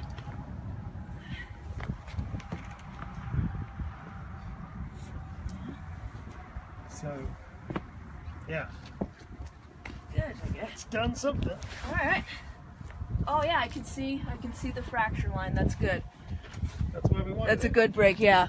So there's a faint, no, that won't help. There's a faint fracture running along here. You can see these are from the bottom, so I don't know how well you can see it on the phone. So this is our cut line, and here we have the faint fracture. And I can tell by looking through the paint and that whiteness, this was a pre-existing crack that they filled in with plaster when they were first fixing up the bone. And so that's obviously going to be a weak point, and that's where it's broken right there. So this is good. So we have a little break coming from our nice saw line to giving us this jigsaw puzzle piece here, and that'll help the replica fit tightly back in with the rest of the bone. Yeah. So I have to run off to lab now, so I will leave this in you guys' hands. Have fun. I will be back in a couple of hours. So keep an eye on the blade. You might want to switch to the newer diamond blades, see if that helps. It's done all right. It seems fine. I'm more concerned about it overheating a little bit, but it seems all right. Yeah. We can let it rest every now and then. So there's ice crystals in that puddle if you need some. yeah, at this rate, we'll still be just about doing this. Yeah, so we've been at finish. this for an hour and a half now, and so we've just finished through one cut in an hour and a half. So Yeah. Well, are we going to keep it going that amount of time, or are we going to... as long as If there's people who really want to watch, then long yeah, as people sure. are still we're going to be doing well this. over 100 people, and one woman said that she is skipping her laundry to watch us. So Should we, this is more fun than laundry. should Yeah. we give people a quick intermission? Intermission. Yeah, show stuff inside. Jack wants a bathroom break. Jack's cold. tell us what you really want, Jack. Jack's from Southern California. He can't help it. One question that we had from the internet world is why we are choosing to do this outside instead of our lab. We do have a lab inside, we promise. Yeah. The Just- last time we did this outside. Our lab is just right through these doors here. The lab is You can show the lab. crowded and full of a lot of stuff. We'll show you why we're not, projects going because on. we're actually working in here. And we didn't want to get the dust. But actually, it's not so much the dust because large amounts of water. it's the water. So Yeah, we don't we're have a drain constantly in the floor of the lab. We're constantly applying Yeah. water to cool the This saw is blade why. and to keep dust from getting in the air. It's not good to breathe bone dust. We don't want it getting everywhere. which means we're making a big watery mess, as you can see going out here. It was also supposed to be a little warmer today and sunnier, so we were hoping it would be 15 degrees warmer. But that's okay, we're North Dakotans now, we're tough. Yeah, if we make a mess, we can just let the weather deal with it, you know. I don't have to sweep anything up, it just goes down the drain. It's a lot easier to make a mess outside. Yeah. Yeah. Exactly. People are saying that they're loving it. It's putting the size of our Tyrannosaur into perspective for them when we're nice and up close. So that's great. Well, this is basically the halfway point because we've made one cut and it's gone through fine. It cracked at the bottom, and that's what we actually want. You know, we do want that crack to happen there, so that's fine. So that's going to be the good break that we need to click it in when we make the copy. So now I guess we're going to start on the second cut. Excellent. Somebody again, why are we cutting it? We're cutting it to get some better samples of histology so that we can help peg down the age of this guy or girl. Yes, that's actually something that if we were really lucky, we might be able to find out too. So the first thing we're going to be able to find out is we're going to be able to count the growth rings. So we're going to find out how old this was when it died. There's a famous specimen called T.rex that Dr. Mary Schweitzer, who was also one of Jack Horner's PhD students 20 years ago, maybe 30 years ago, she found inside of a T.rex femur, she found what's called medullary bone. Now that's a special kind of bone that's laid down by a female that's just about to lay her eggs. So if you're really lucky and you have a female that died just as she was about to lay her eggs, then you might find medullary bone preserved on the inside. It's called medullary bone because it's in the medullary cavity, the hole that's in the middle of the femur. So if this was a female that was about to lay her eggs, maybe we'll find some medullary bone in there. Or there could be other interesting things. If she had an injury, or if it had an injury during its life, maybe that's reflected in the histology somehow. But that's another reason why we'd cut it, so we can find out these kinds of things. Yeah, is that the question? That is the question. We're getting a lot of comments on our Triceratops skull that's in the lab. Did you want to warm up for a minute? And I'm not cold. Okay, just making sure. I need my yes, Jack. Need an assistant. All right. The Triceratops skull, that was a Triceratops skull that was collected in the early 90s. It's been on display here in the museum for 20 odd years. It's always been in the lab. We're going to be moving it out. We're going to move it out of this door and put it in that door. So the whole thing, it'll be on display in the museum where you'll be able to walk around it. I've got to do that before the snow hits. But I have been saying that for about 8 months. It's a big job moving it, and we want to do it properly and safely. Which is the big issue with it. But once we get that out of the lab, we'll have a bit more space in the lab. It's a complete skull. It's all real. It's a really nice skull, actually. It's probably the best Triceratops on display in North Dakota, and it's really a very good skull. So yeah, we're going to move that out of the middle of the lab and put it on display in the museum to give us some more space for when we get all these Tyrannosaurs to clean up next year. Yeah, that's what that Triceratops is. It's a Triceratops process, so that's the specific species of Triceratops that it is, because it has a really big nose horn. Triceratops horridus lived about 500,000 years earlier, and it has a smaller nose horn, so the nose horn got bigger through time. That's some research that John Scannella and I and Jack Horner published 3 or 4 years ago now, based on some of our research we did in the Hell Creek Formation on Triceratops.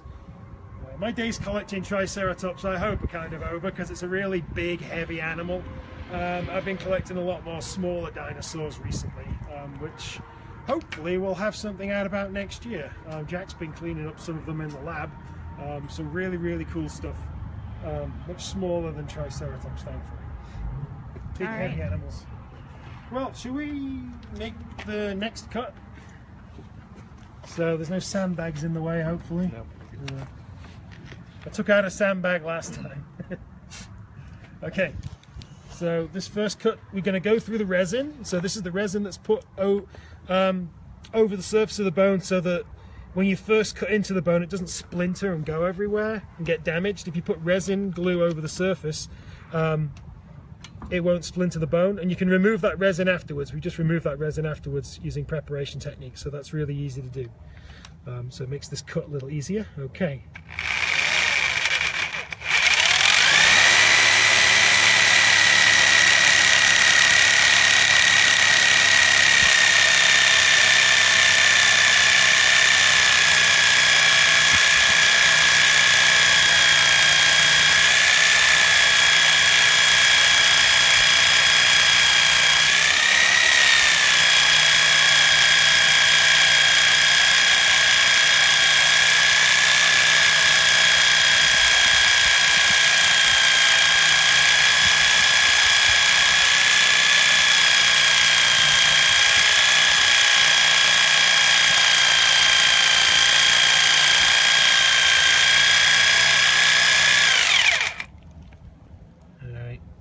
Just checking the line. I can see it sort of wobbles around a little bit, but that's pretty good.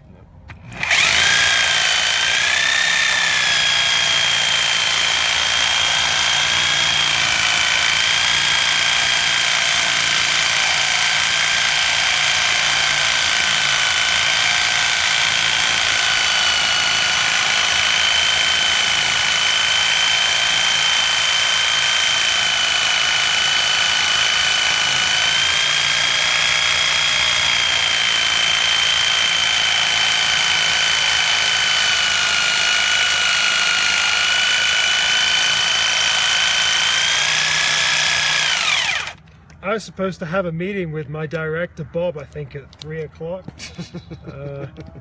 Bob, if you're watching, Denver's probably not going to make it. But you know where I am, we can have the meeting out here. I'll carry on cutting.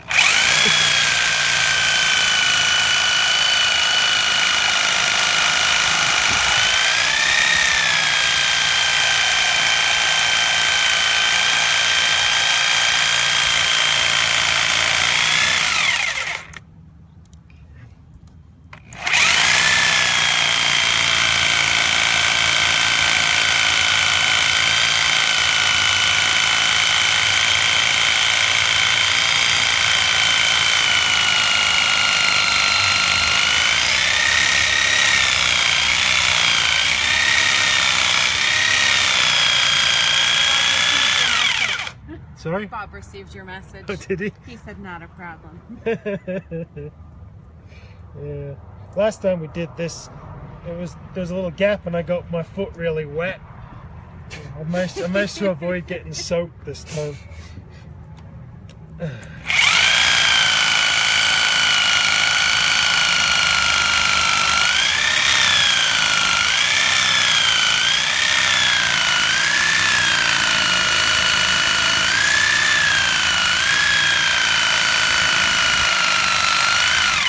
Incidentally, when we actually get the information about how old this animal is, we're going to run a bit of a competition, so you'll be able to put your predicted age in a hat, send it in or email us or something or other, and we'll have some awful prize or something.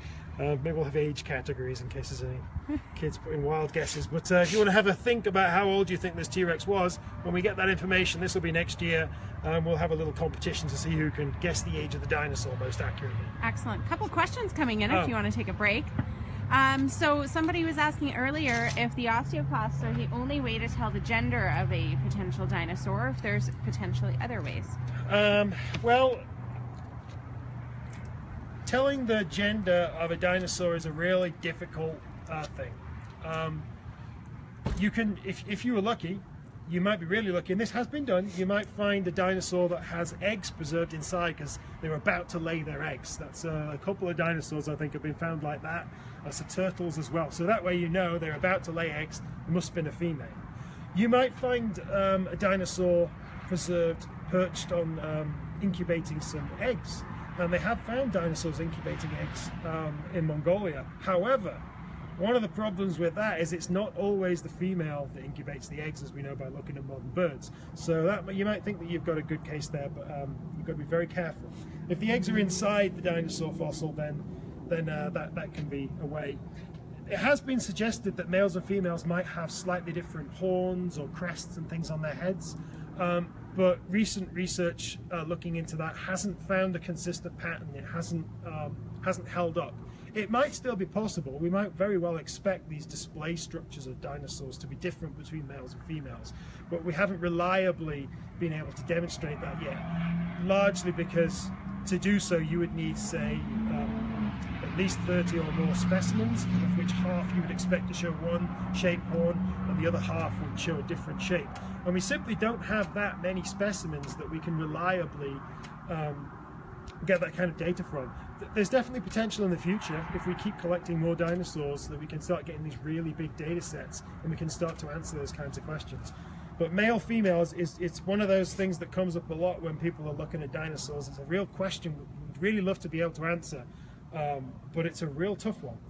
If you find the medullary bone inside the femur, or I don't know if it's in the tibia, but in the femur, yeah, you could say that it was a female, and that's been done for a few different dinosaurs. But it's not that every female has it, it's only the females who are about to lay their eggs. So you've got a very small period of time in which the female would display that medullary bone. Again, that's work that was done by Mary Schweitzer and my old supervisor Jack Horner quite a few years ago now. Excellent. And somebody else was concerned that we're, ruining this perfectly good bone. Maybe you want to give a little bit of history on this bone for people who are just joining us. It isn't, in fact, a perfect specimen. It's not a perfect specimen, but it is a more or less complete femur. The ends are not quite perfect, and there's a few patches on the surface that have had some filler in them, but otherwise it's a mostly intact femur, and it's part of a leg. So there's a femur, a tibia, and a fibula from this individual. It's not a complete skeleton, it's just a leg. However, we'd still cut it if it was a complete skeleton, because that's what we do as scientists. But when we cut a section out, you might think, well, now we don't have a complete bone anymore, you've got two halves and a bit missing in the middle. Well, we do, but we make a copy of the piece that we cut out, and we cast it in, we cover the piece that we cut out in rubber, we cast it in resin, we put that back in, and then we glue it back into place, and we paint over so you would never know that we took a section out. And it looks exactly the same as the original bone. It's the same length because we're making special breaks at the ends of the cuts to make sure that it clicks in place properly. You really can't tell the difference. In fact, we've had researchers come into a museum where I did my PhD at Museum of the Rockies, and they couldn't tell the difference between the painted cast and the original of some of these bones. And so we are not destroying this specimen, we are simply cutting out a section, we're going to replace it, and you wouldn't know the difference. And if you happen to live in Dickinson, come in and see, and I'll show you some things in the lab, and we'll see if you can tell the difference between a painted cast and the real thing. There you go. The challenge is on. Come on in. All right, keep those questions coming. Great questions, guys. We're going to keep working away. You warm enough? Yeah, I'm good. See, if you hold the saw, this bit gets fairly warm.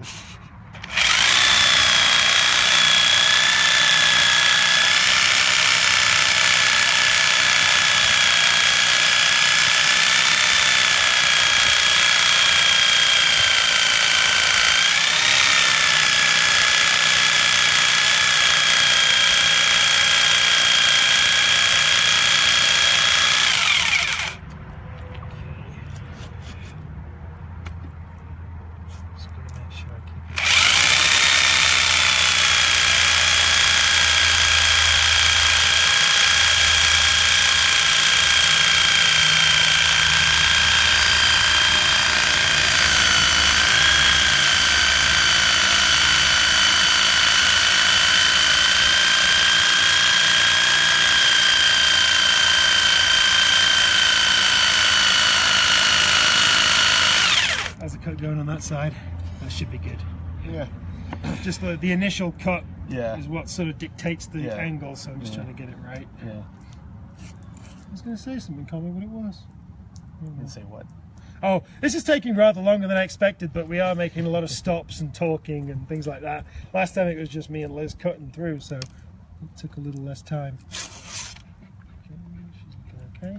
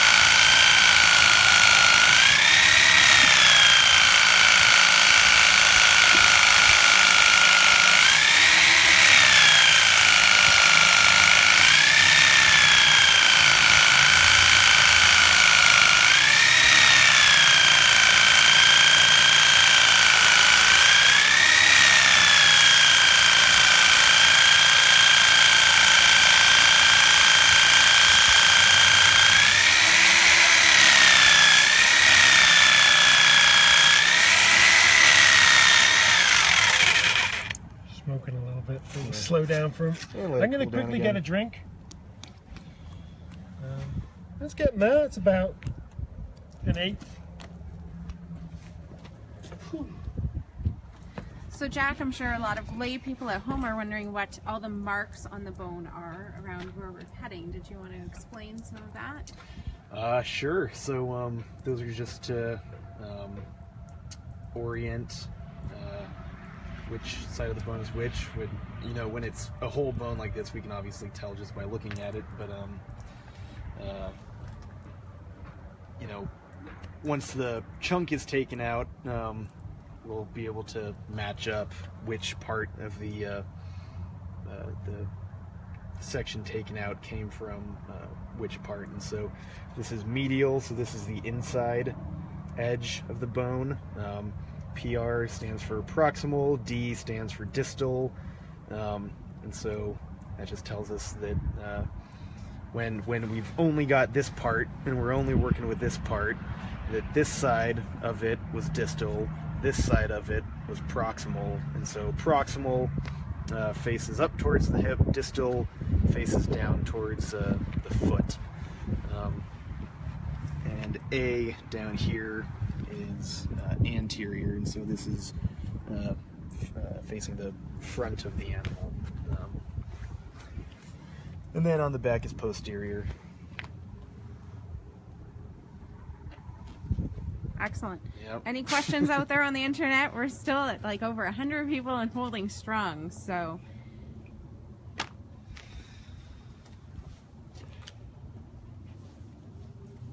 All right, somebody's asking what we're doing to it, so.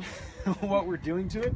All right, well, we're cutting the middle of the shaft of it out for the purpose of Science. Yeah, for science. And so histology is a process that is done so that we can look at the internal structure of the bone.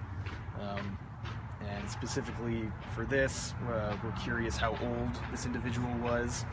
And so animals, like trees, kind of, lay down growth rings every year that are associated with slowing down of growth.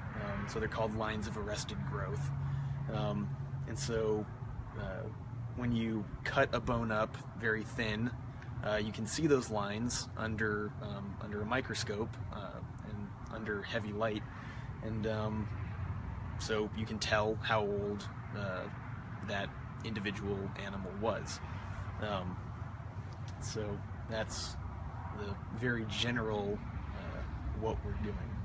Exactly. So we want to try and hammer out an exact age as close as possible for this specimen. And so this is going to be a data point in a study that a colleague of ours, Holly Woodward Ballard, is doing.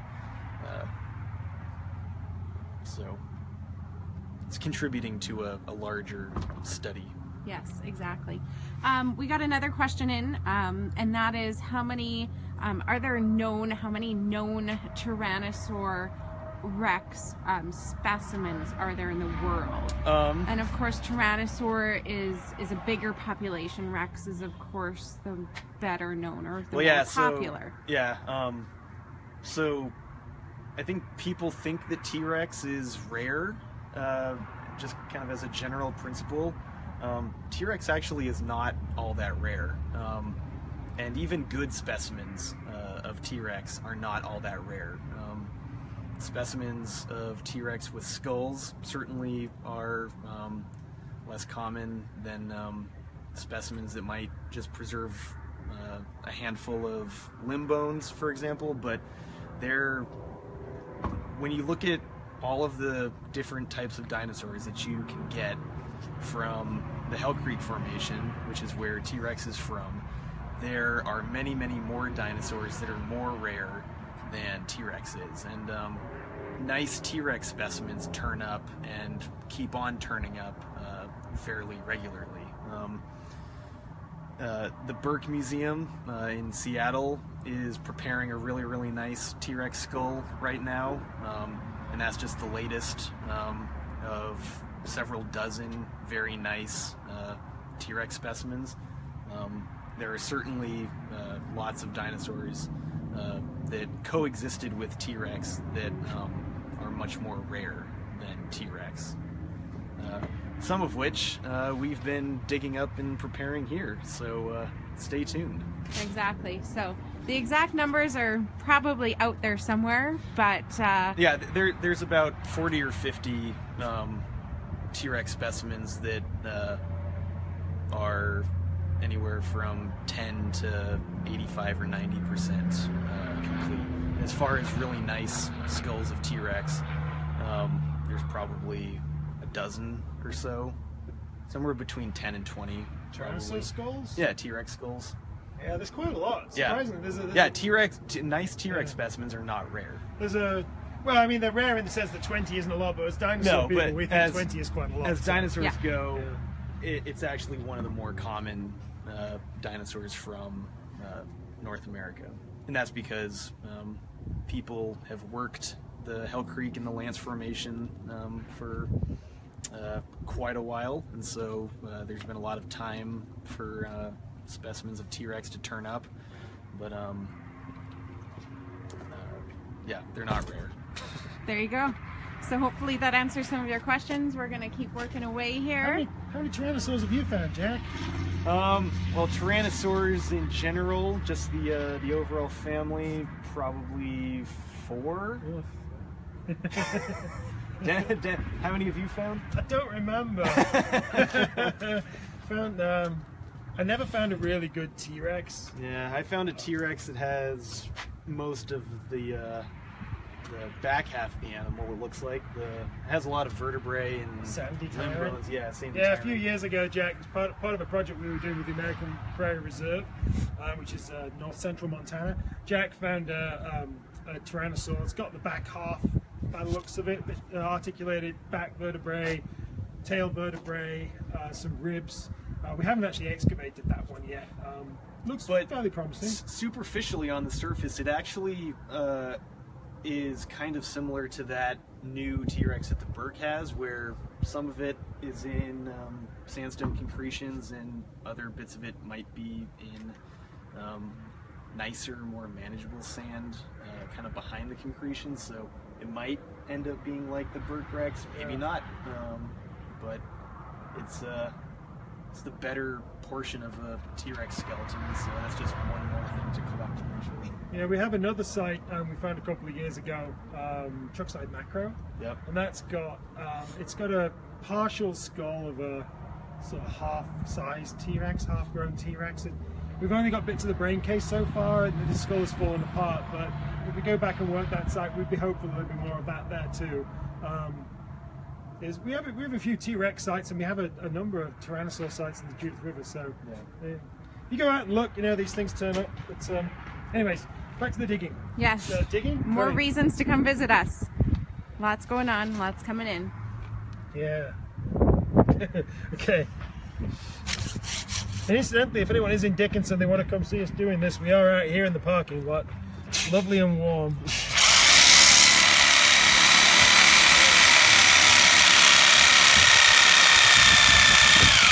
There's not many bubbles in that. It's all right.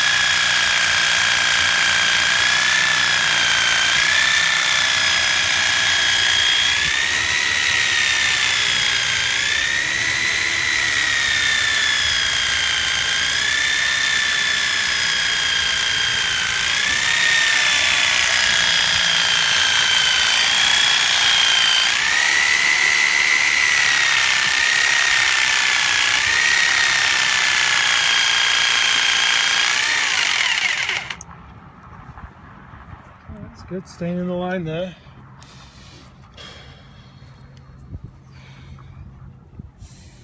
Science, science. Alright. Well, that's okay because that's the control brake. It's just moved because it needed some support under here. So that's alright. So this is the clicking part that we were talking about. So that's the natural crack that's occurred there. So we're just going to prop up, get a sandbag and get it underneath. That's fine. It's actually the best way that you want to do this is like we often think that you want to saw through things, but you actually want a natural break because the two parts click together most easily. So we'll just stick some more support underneath. Okay, so If you can lift this up. this one, okay, I'll lift this one then. Okay, just get us out of it. Is that as far as you can lift it up? We're going to have to slide this one back a little bit. Yeah. It's okay, that's fine. Well, That's do exactly you what we wanted. want to lift it a little bit so that it's not resting on the brake? Okay. And then we'll do a little video shot inside. You got underneath? Yep. I might put this one in. Yeah, you might want to go in from this side a little. That's good. So,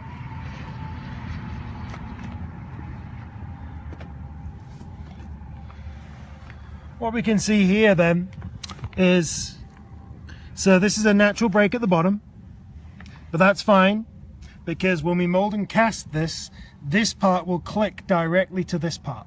So we don't get any loss. So you don't lose, say, 5 millimeters or whatever in between. This clicks directly onto that. And so here's the surface of the bone. You can see this bone has been filled in with plaster. And it has 2 metal rods up the middle, so we didn't know that before, but now we do. So there's some steel rods put in the center of the bone, but you can see that the bone is complete all the way around. So they inserted some rods in there. It's also quite nice and uncrushed.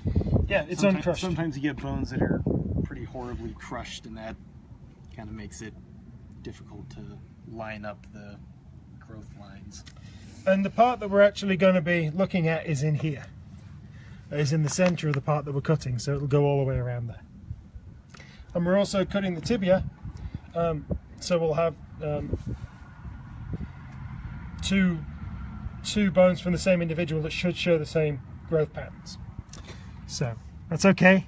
Any questions? We're like, oh my god, it's just happened. Yeah. How could the 2 surprise rods, surprise, it's like Christmas, but not really, terrible Christmas, they're like socks for Christmas.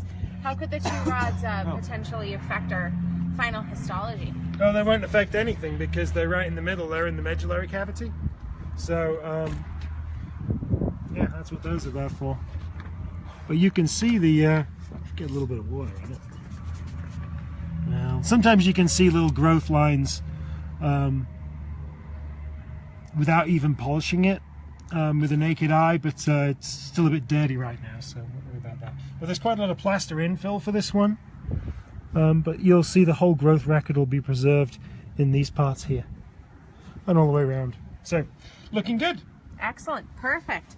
Alec would like to know where we fall on the feathered Tyrannosaur debate.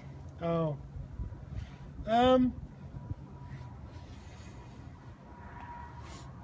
It's not something that I personally research, and so all I can really have is an uninformed opinion.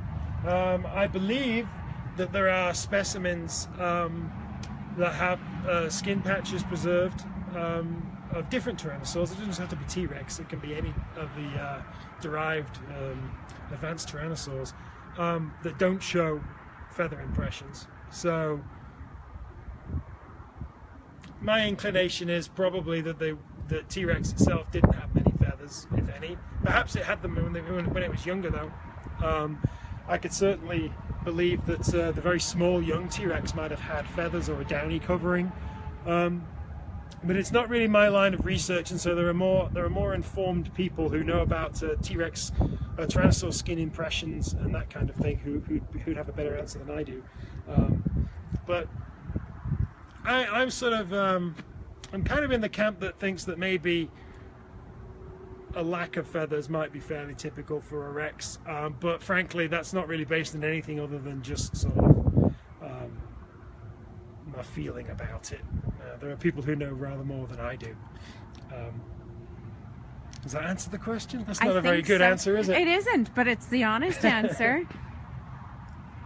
Yeah, it looks like it was some slight damage here where they had put the rods in before, but that's okay. You can see that it's virtually complete all the way around, which is what we wanted, so that's good. Okay. Excellent, great. Keep those questions coming, guys. Like I say, this is always how it goes. Like the last bit where you're going to break the last bit, you basically want a natural break, so you want it to go by itself, and it did, so that's fine. We cut it down to about that last bit and then we let it go. Okay. It's got a kind of weird green color in there too, so one thing that's interesting when people prepared dinosaur bones in the past, you didn't always know what glue they used, what plaster they might have used, and so it's always a bit of a surprise when you go in to re-prepare, if you like, a specimen for exhibit. You don't know quite what you're going to find. So we didn't know that this had steel rods inside. There was a bone that a researcher was showing me, who came to visit when I was in Bozeman, showed us an X-ray of a bone that they'd seen up in Canada, and the X-ray showed the inside cavity, the medullary cavity of the bone, had been full of nuts and bolts and screws and nails. Like when they were filling in the inside of the bone, they just chucked anything they could find in the lab in there. And no one knew about this. It was prepped in like the 50s or 60s or something. And so this X-ray is just, it looks like a dinosaur bone outline, and then it's just full of nuts and bolts and screws in the middle. And obviously anything that's steel or iron based is not good to have long term, because it will rust and that may destabilize the inside of the bone. So we tend to avoid doing that kind of thing these days. Anyways. And so what do you guys use to stabilize the inside of a bone these days if you're out in the field or here in the lab? We like to use resins. If I was going to put a rod or something up the middle, I would speak to some other people about it, some expert preparators. You'd want to use something more stable than steel if you absolutely had to use metal, but again, that's where I would defer to an expert, someone like, say, Darren Tankey up at the Tyrrell Museum. He's done lots of preparation and things like that for these kinds of things. I need my squirter. There we go. Alright, well, there we go. That's that bit cleared through. I wonder if Liz is watching. That's a good professional title. Squirter, yeah. He squirt. Oh, cold.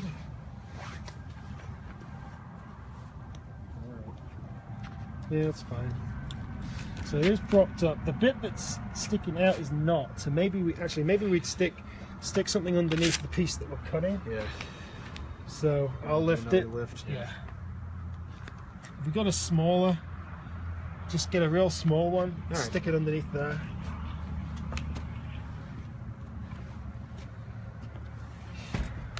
It's not too tight now, anyway.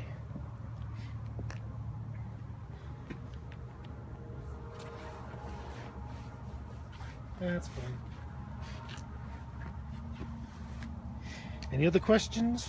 No other questions. The internet is silent. It's going quiet. See, this is the magic moment when you actually pop it apart. That's all good. You can see this plaster filler inside there.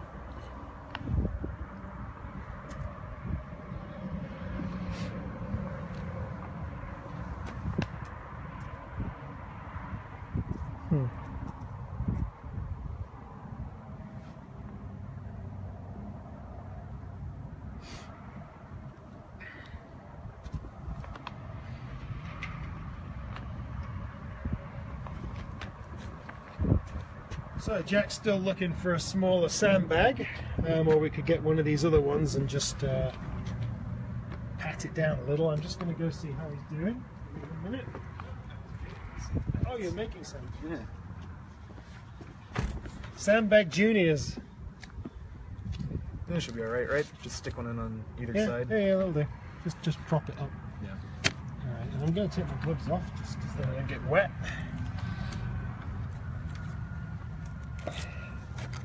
be all right. Yep, that works. It ain't gonna get in the way of the cut or anything. Excellent. No, precious sand. Ugh. It's hard to tie when your fingers are frozen. Didn't have time. There was no time. Double knock. It's done. Never get it undone now. Did I?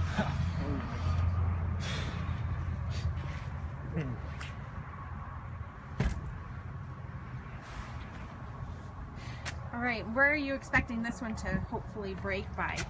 How far are you thinking we're gonna have to go down? Not the same distance. You go to. I mean, it depends per bone, of course.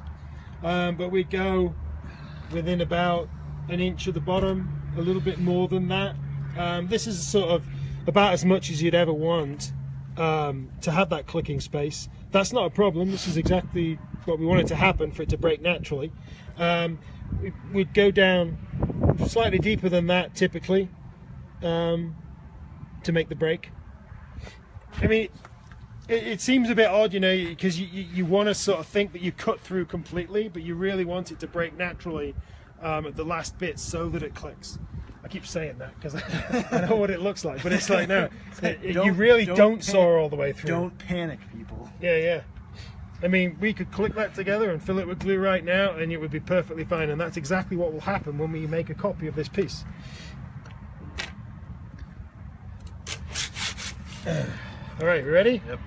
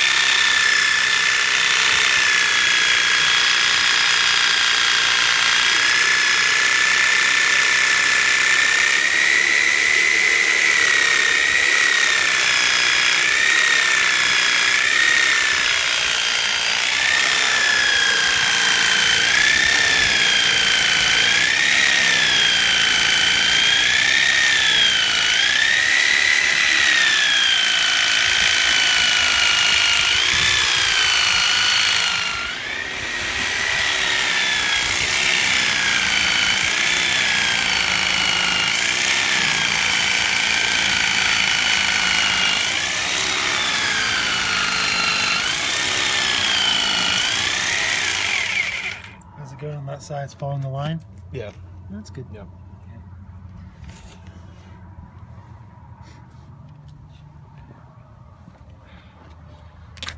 Achy, breaky wrist.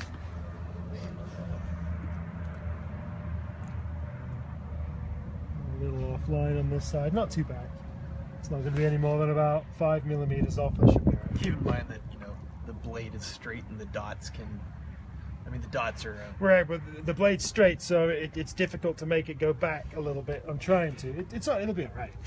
Fine, just as I keep conscious of it.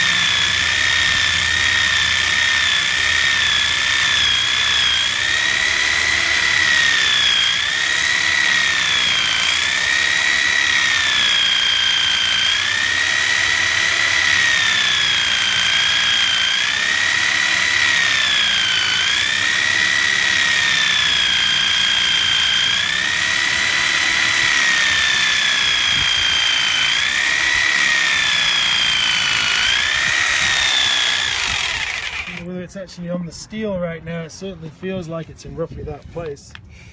Very well could be. Yeah.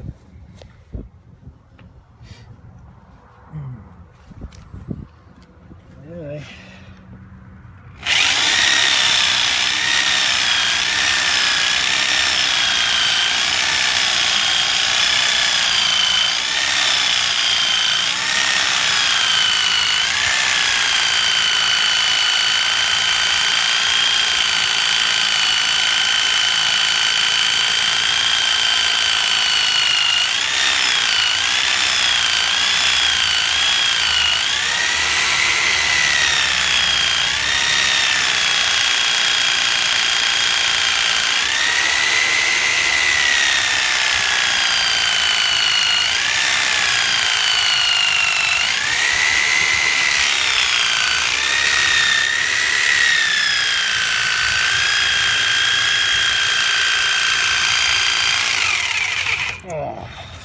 Rest for a second. All right. And we did measure it out. Maybe you want to tell people too. We are cutting through it, but we did measure out to cut out in the narrowest area.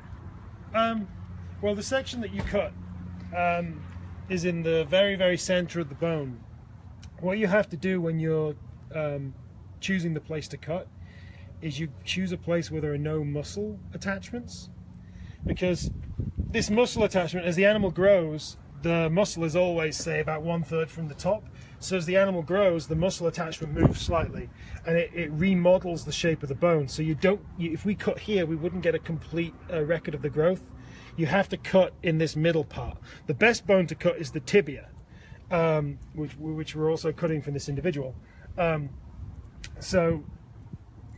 This part of the femur, though, this part of the femur doesn't have any muscle attachments. It's the direct middle of the bone. So even though as the bone grows, it adds new bone on, it's not remodeling this middle section like it would do at the ends. So that's why we're cutting this exact central part out. If this was really badly damaged here, it wouldn't be any worth cutting it, because we can't cut up here instead. This is actually a really important thing, that some of the histology that's been done in the past would work on ribs. They would take a section of the rib, say like here, and they would cut through that to get growth lines. So the trouble is, a rib is a big curve, and as it grows, it has to change shape a lot. And so if you cut the middle of the rib, you're not going to get a complete record of growth. You're going to get maybe a few years, and it's not going to be reliable either. Cutting directly through the center of a weight-bearing bone is the best thing to cut. We can cut a femur in a T.rex because there aren't any major muscle attachments in the central part of the femur. But if we did a duckbill, like a Montosaurus, or if we did a Triceratops, we couldn't use the femur because it has a great big muscle attachment in the middle of the femur, which means that it would remodel too much and we wouldn't have that complete record. But with a Tyrannosaur, we can actually use the femur, which is quite nice. Is that a question? Was that your question? My question. You're good. Jack went inside again, did he? We're getting there. Getting there. About halfway done. Yeah, something like halfway.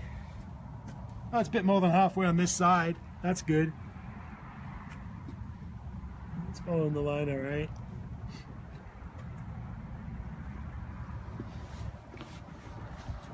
Hooray! You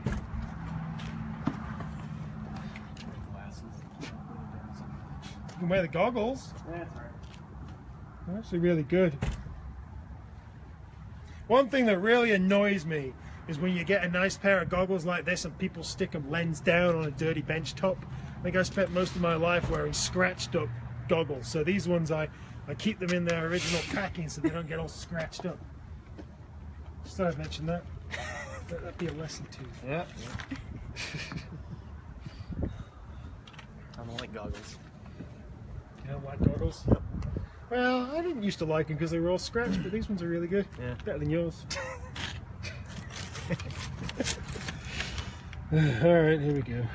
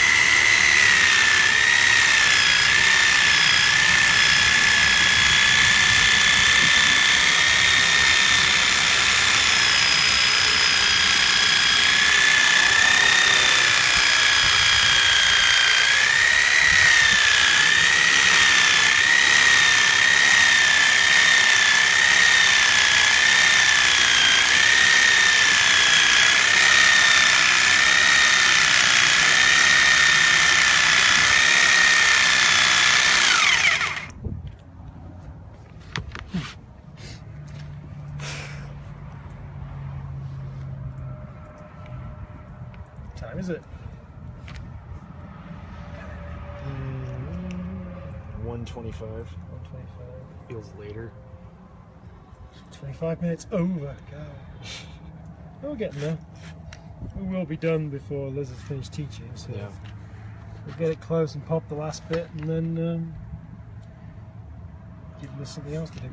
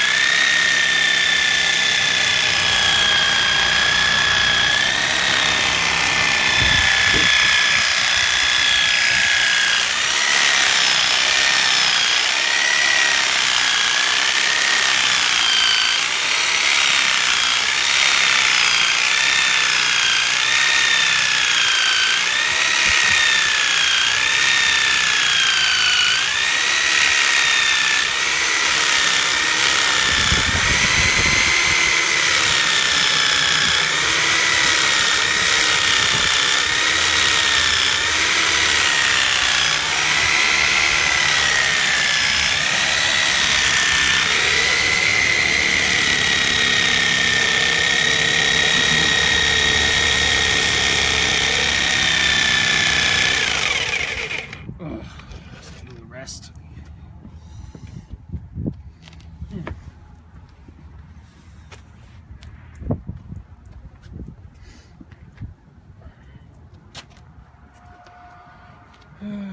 Benefits of getting old.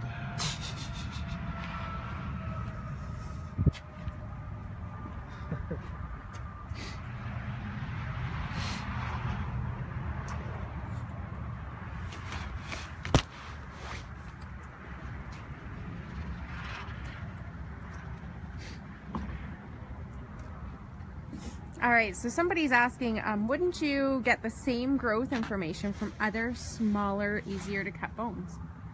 Well, I was saying before that people used to cut ribs, but the mid part of the rib does not preserve a complete growth record. And it also changes shape so much through growth that it isn't useful. Now, there has been some recent research done by a group in Germany where they cut the head of the rib, where it actually attaches to the backbones, the vertebrae. Now, there's some evidence that that head part of the rib does preserve a good record of growth. It's still quite a quite preliminary method, and it's not been tested in many different animals. And one of the ways that we would test it is we would cut leg bones and we'd also cut ribs and see whether they record the same number of growth lines. In theory, they should. But that sort of approach has not been done to my knowledge, partly because people just, some people are averse to cutting bones. But this is the best way to get the complete record. I realize that when it comes to cutting bones, some people are a little apprehensive about it, but we can show you some examples of things that have been cut and restored, and you really can't tell the difference. Even professionals have trouble telling the difference that things have been cut, telling that things have been cut. Now, you do have to choose a bone to cut that, for example, we couldn't cut the arm of a T.rex because it doesn't have a very thick outer cortex layer. Basically because this is a weight-bearing bone, so it needs a thick outer layer of bone. If you've got a forelimb of a carnivorous dinosaur, a theropod, a T.rex even, it's not a weight-bearing bone, so it doesn't have as thick of an outer layer. And it's that outer layer that you cut that has the growth rings in it. You don't have the growth rings in the inside part, the medullary cavity or any of the bone that's in that cavity. Excellent. Our friends up in Drumheller, which I have to give a shout out to because it was the first dinosaur museum that I ever went to when I was a kid in Canada. They would like to know what kind of saw blade that we're using. Stone material. It's Darren up there in Drumheller asking. Okay, here we go. Here's your This answer, is a bit Darren. of brand placement. This is a Diablo 9-inch diamond grit cast iron cutting saw blade for a reciprocating saw. I picked these up on eBay, I think, for like $18, I think it was each, something like that, $18 to $20 a piece. I think these were made in Britain, were they? Registered in America. I just got to look this up. Made in UK. There you go. There Ding. we go. There we go. Best Plugs for software. both of us. Yeah. Plugs for both of us. That's We a love sign you of guys up quality. there. Shout out to Darren. He's one of the best fossil preparators in the world, and he's also probably found more dinosaurs than almost anyone else alive. So Yes, we love Drumheller. And how long has it taken to take this piece off?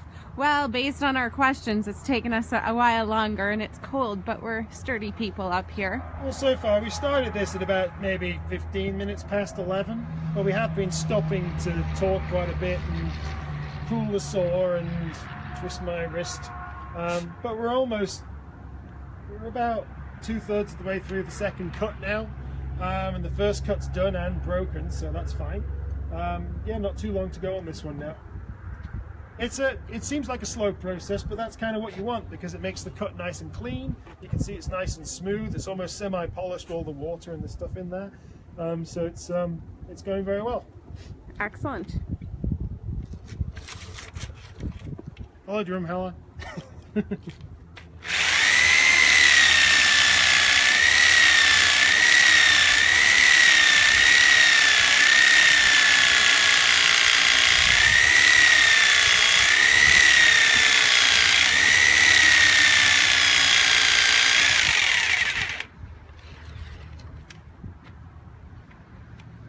yeah, it's epoxy.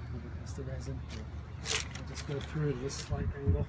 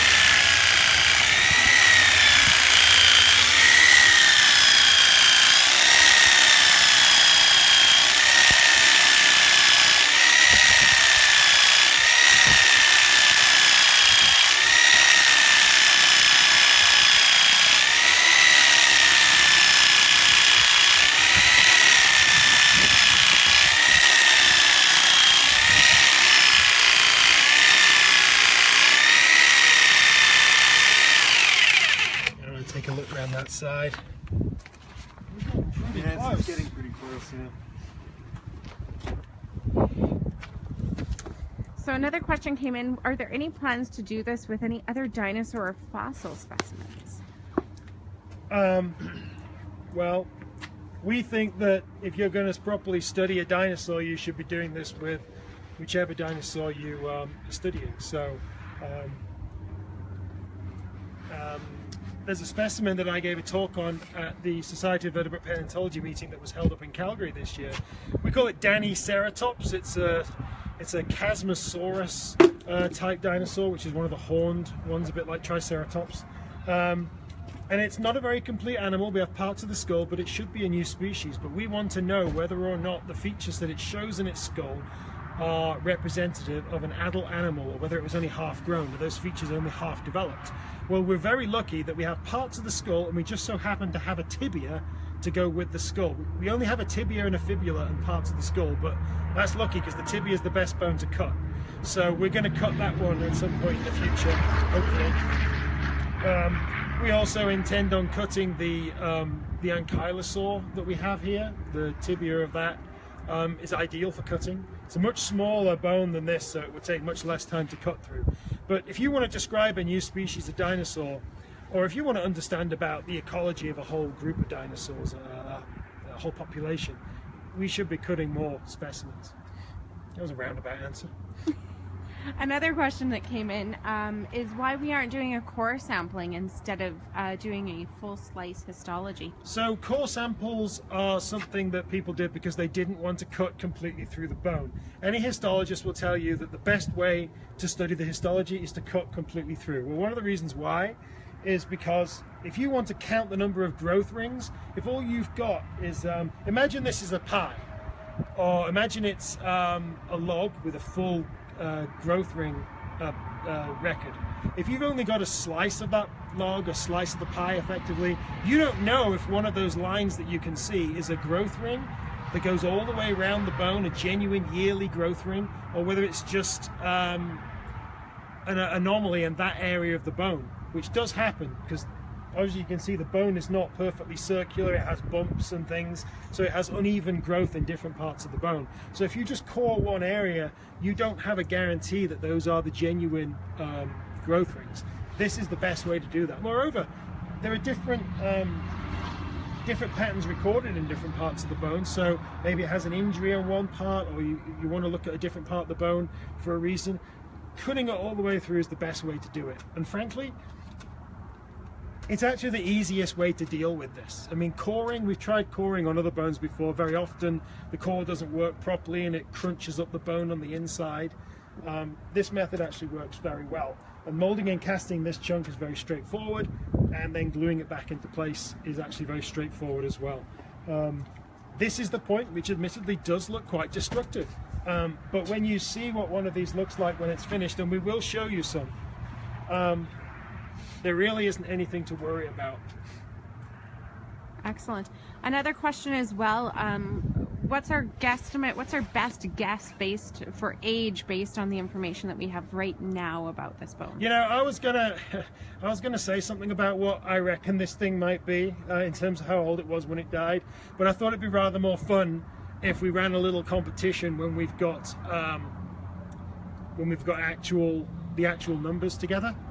So it is an interesting question that people used to think that really big dinosaurs might have lived 100 years or more because they were so large.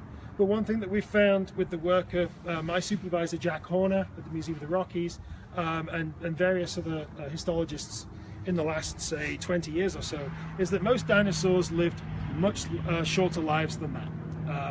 And I think Sue has been sampled, the big one up at the Chicago, and they thought that that might be mid to late 20s. But one of the things that the new study is doing is using leg bones, which are very reliable, and using lots of them to get a really good idea of how old these dinosaurs were when they died. Using a dependable method, not cutting ribs, etc., but cutting leg bones. So that's kind of one of the reasons why this is being done, I believe, so that we actually have some reliable ages for these dinosaurs, for Tyrannosaurus. Excellent. Excellent questions, everybody.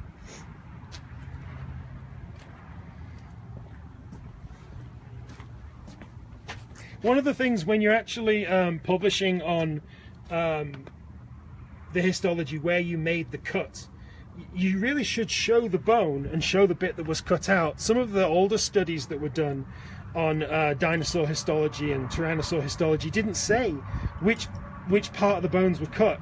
So if you say you've cut 20 bones, you need to show 20 photographs or images of the bone showing exactly where it was cut. So we have documentation of all of this kind of thing, and that's really good data to keep recorded for your analysis. All right, we're ready to keep going. We're almost there.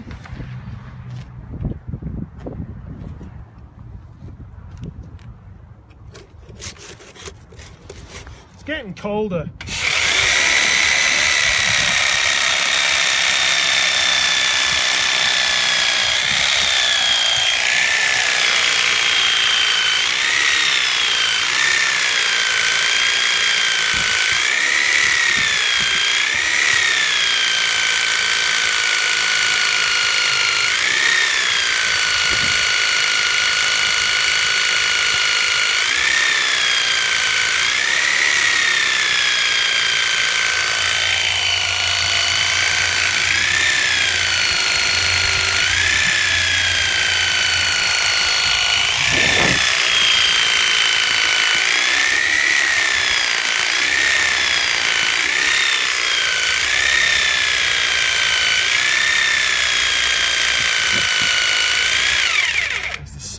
side? Pretty low. Wow, yeah. I mean, it's still got... Yeah, another inch or so. Yeah. On this side, it's got about 1.5 inches over there. It's still... So I'm gonna take this one quite a long ways. A little bit further than the last one, but that'd be fine. Yeah. Because this side still needs quite a bit more. Yeah. Well, another 1.5 inches.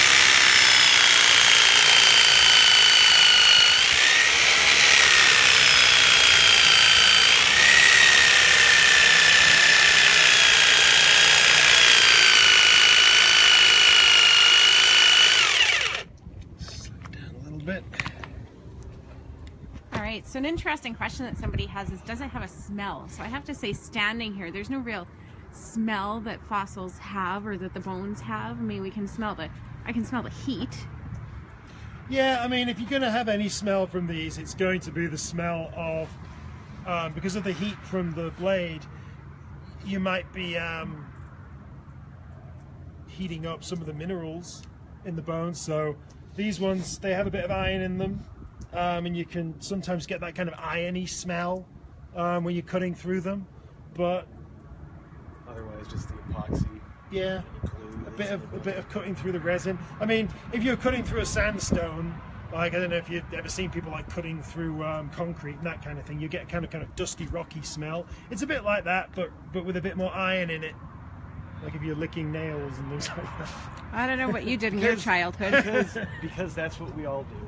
Yeah, well, you know, if you're putting pictures and you put the nail in your mouth when you, as I do, when you're hammering nails in the wall, then you sort of taste a bit of iron. It's if you're just at home watching TV and you decide to pop some washers in your mouth. Yeah, not a good idea. That was a question. Oh, somebody, You know, our comedic senses is a little frozen out here. The smell of 3 scientists suffering in the cold. it could be colder. It will be colder. I'm the Canadian. I'm not suffering too much. If something does smell, I'll tell you, it's the fiberglass that we use for making the support, the plaster supports for these things. When the fiberglass gets wet, it smells really bad. I don't know what they make it out of. It smells like fish. We don't know why. Yeah, it smells like rotten fish. It's horrible. It takes a few days for it to fully dry out and not smell that bad, but that smells. So when we were making a cradle for this plaster cradle yesterday, that was something. You want to get the cradle? Yeah, sure. Yeah, I'll show you the cradle while we let the saw deck cool down a little bit. Yes. One thing that we do before we saw it up is we make a plaster cradle for the parts. Now that's, we often make plaster cradles to support the bone when they're in storage, but with this it actually does something extra. I'll just wait for Jack to bring it out and you'll see. Put my saw on the floor so it doesn't get wet.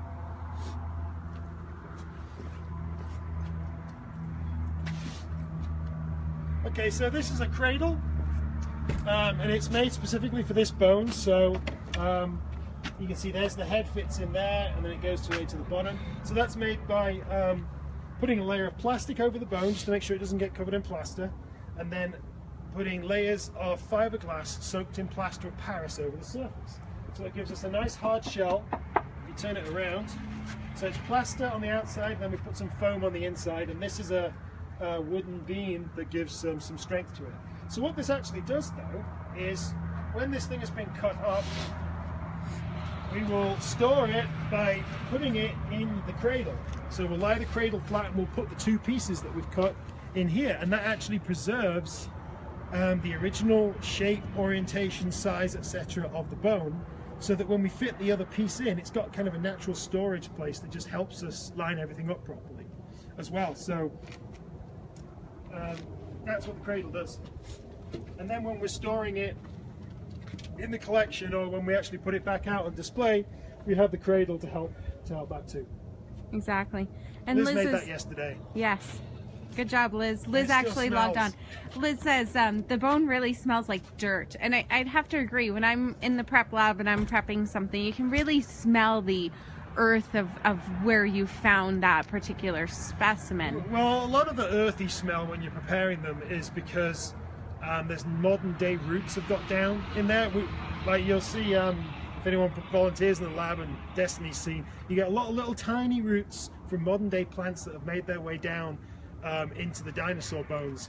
That's because basically we dig bones up that are right on the surface. You know, they might be 6 feet below the surface at most, and the roots get down that far, so you're still digging through modern day organics around the bone. Deep into the bone itself, you don't tend to get that much root penetration, but it can happen if you've got a particularly cracked bone, or if the roots are especially persistent.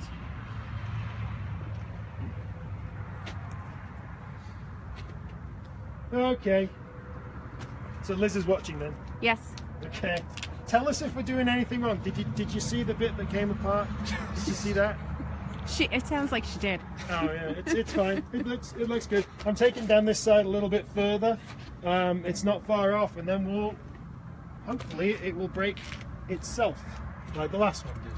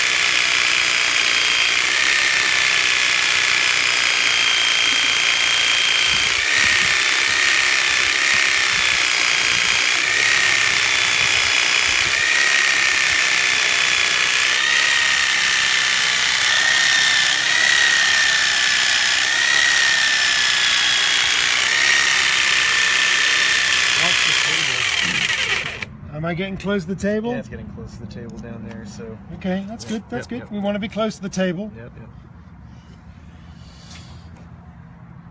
I love this table.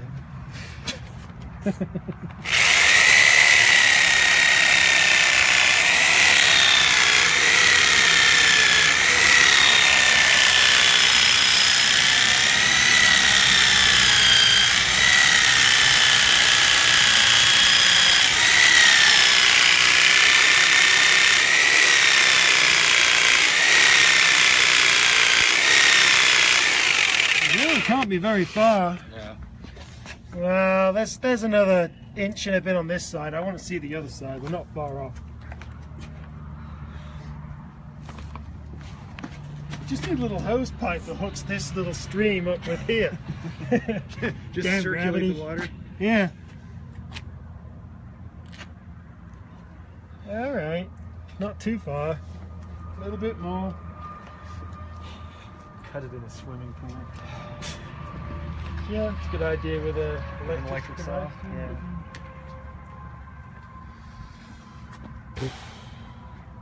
All right.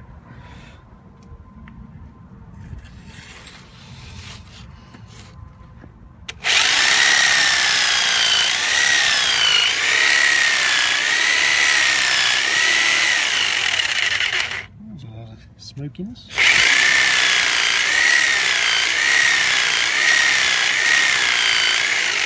I was kind of wondering if some of the smoke before actually might have been some of the like plaster dust that would combust a bit more easily than the bone itself.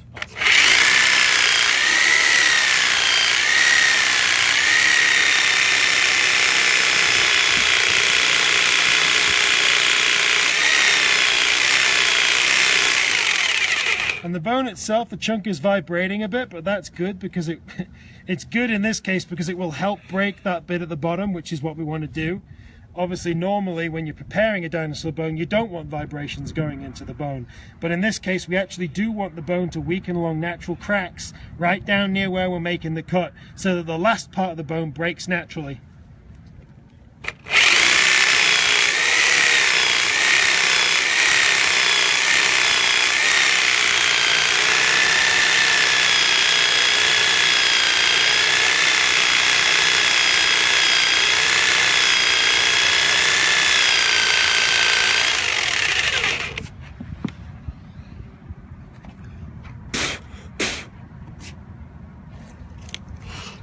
The edge of my blade. Oh, not too far. Still, just tell me if I'm getting too close to the table on that side, because I'm going to try and cut and bring it in here a bit. That way. Yeah. Is that fine? Yes.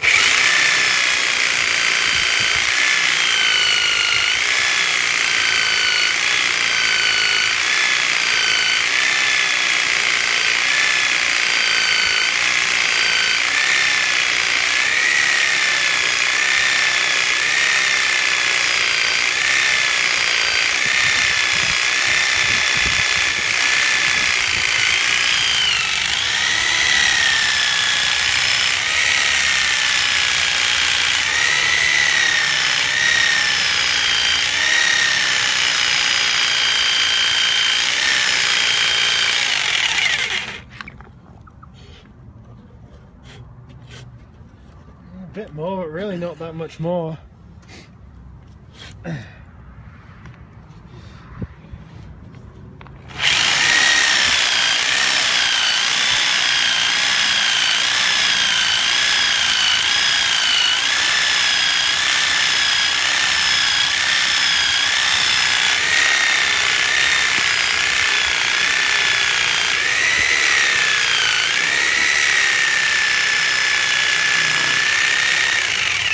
The table?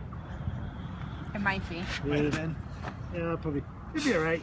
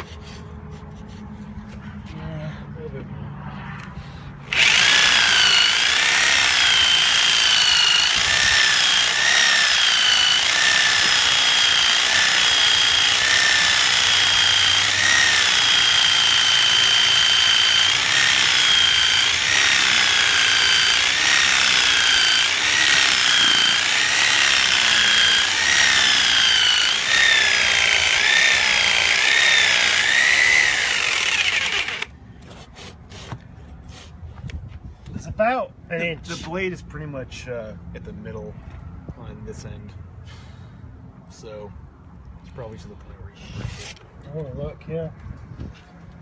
Our internet community is suggesting that we can always just plaster and repaint the table too.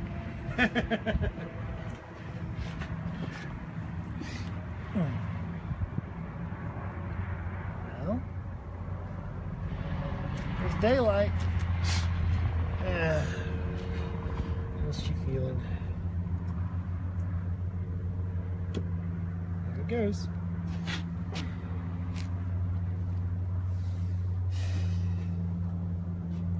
Well, let's undo these ratchets.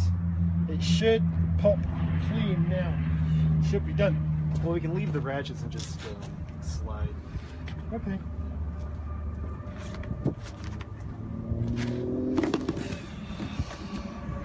So fairly loose anyway. Just... There she goes. Get it out safely. Yeah. It'll lift right good. There's not that much of a...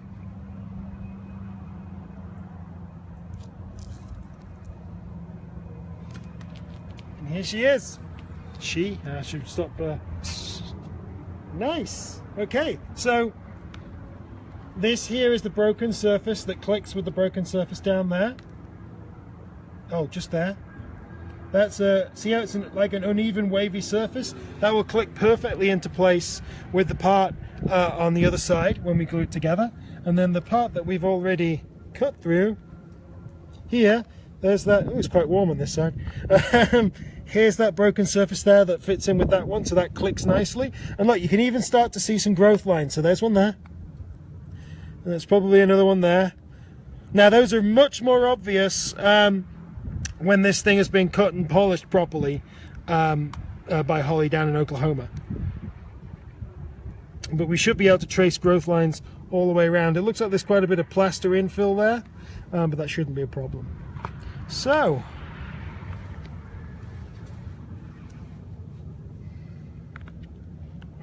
set that down there, that's pretty safe. So what remains now is us really to take these pieces in the lab, and at a future date Liz is going to mold and cast this piece so that we can fit it back into the gap and glue it all together and paint it up so you won't know that we took a chunk out, and then we'll be able to ship these down to Oklahoma to be worked on by Holly there. So gosh, I don't know if I've got any Wonderful. Somebody's asking if the whole inner white part there is plastered in. Yeah, so that is plaster. So this bone has been filled in with plaster.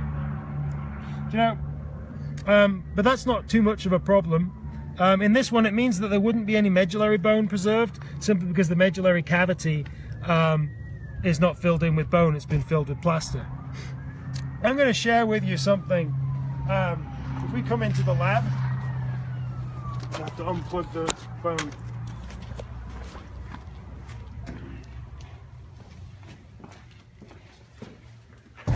So, this is not actually the first bone of the Tyrannosaur that we have cut.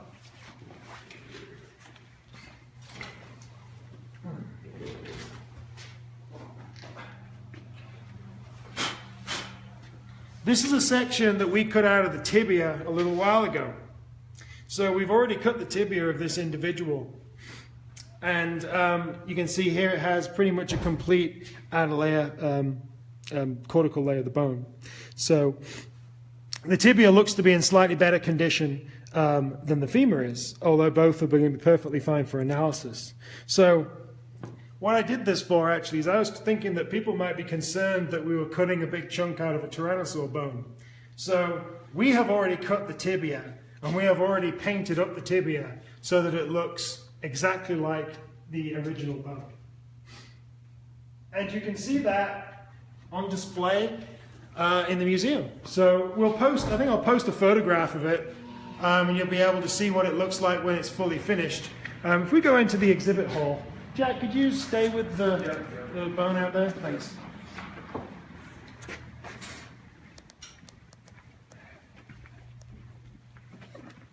Here's our augmented reality sandbox that everybody loves.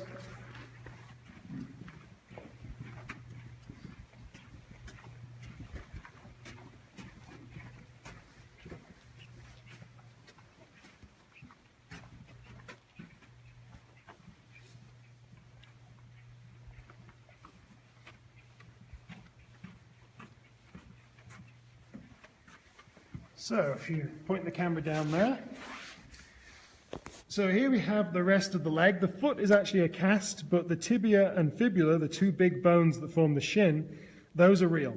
That tibia has already been cut. The piece has been molded and cast. It's been put in place. It's been glued together, and it's been painted up to look like the real thing. I realize you're a fair distance away, but we'll post some up-close photographs. When you do this process, when you do it right, you cannot tell unless you're an expert or you look at it real close, that this bone has been cut and replaced. And that's really why more people should be cutting up their dinosaurs, because the sort of information that we can find out when we do this far exceeds anything you can get from CT scans, x-rays, all that kind of thing. So we have already cut the tibia, and there's a section of it in the lab, and you can come in and see that before we send it all off to Holly to be processed. And the tibia looks wonderful. The plaster on the inside of the femur means we're not going to find any medullary bone in there, but the tibia looks actually much better. So both bones will be analyzed, and in theory, they should have the same number of growth lines in both bones because they're from the same individual. And this is another one of those things that you can only get when you cut multiple bones from the same individual completely, as we are doing here. Perfect, great. And Denver, how soon are we going to send that down to Holly?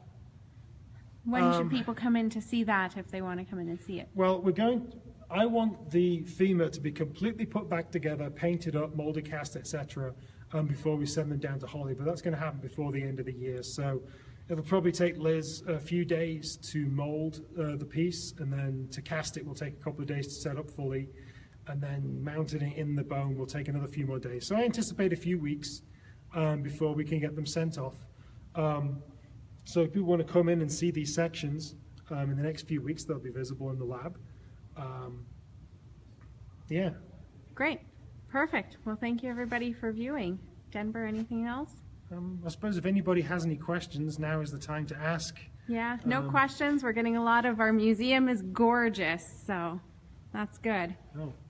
Well, yes, please come by and drop by and see the museum. If you're passing through Dickinson, North Dakota, we're right on the highway. You can see the museum from the highway. We just started a membership program as well, so we're redoing all the exhibits as well. And the Tyrannosaur is going to be part of that new exhibit as we add them in piece by piece. Maybe to finish up with, we'll go in the lab, and I'm sure Jack's dying to show you some of what he's been working on. So we'll show you a couple of the new things that we're prepping right now, and then we'll move everything in from outside. Excellent, perfect. So a few people are asking where we're at. We are in Dickinson, North Dakota, which is, if you're aware of where the capital is of Bismarck, North Dakota, we are about an hour and 15 minutes west of there, or about 100 miles west of there. Which highway are we on? 94. Highway 94. I've only lived here a year and a half. I can't remember all the road numbers. Yeah, so we're right on the highway. If you saw in the background of the video, that's the highway running behind the museum. Yes, and if you are in South Dakota visiting the Badlands and Mount Rushmore, we're just a bit north of that. So here we are in the lab. I'm going to let Jack show you a couple of things he's been working on. Sure. You want to show them off? Okay. So we had a really good summer, and we're gonna have videos, I think, a bit more often. So Jack, I'm taking a video. Hold on.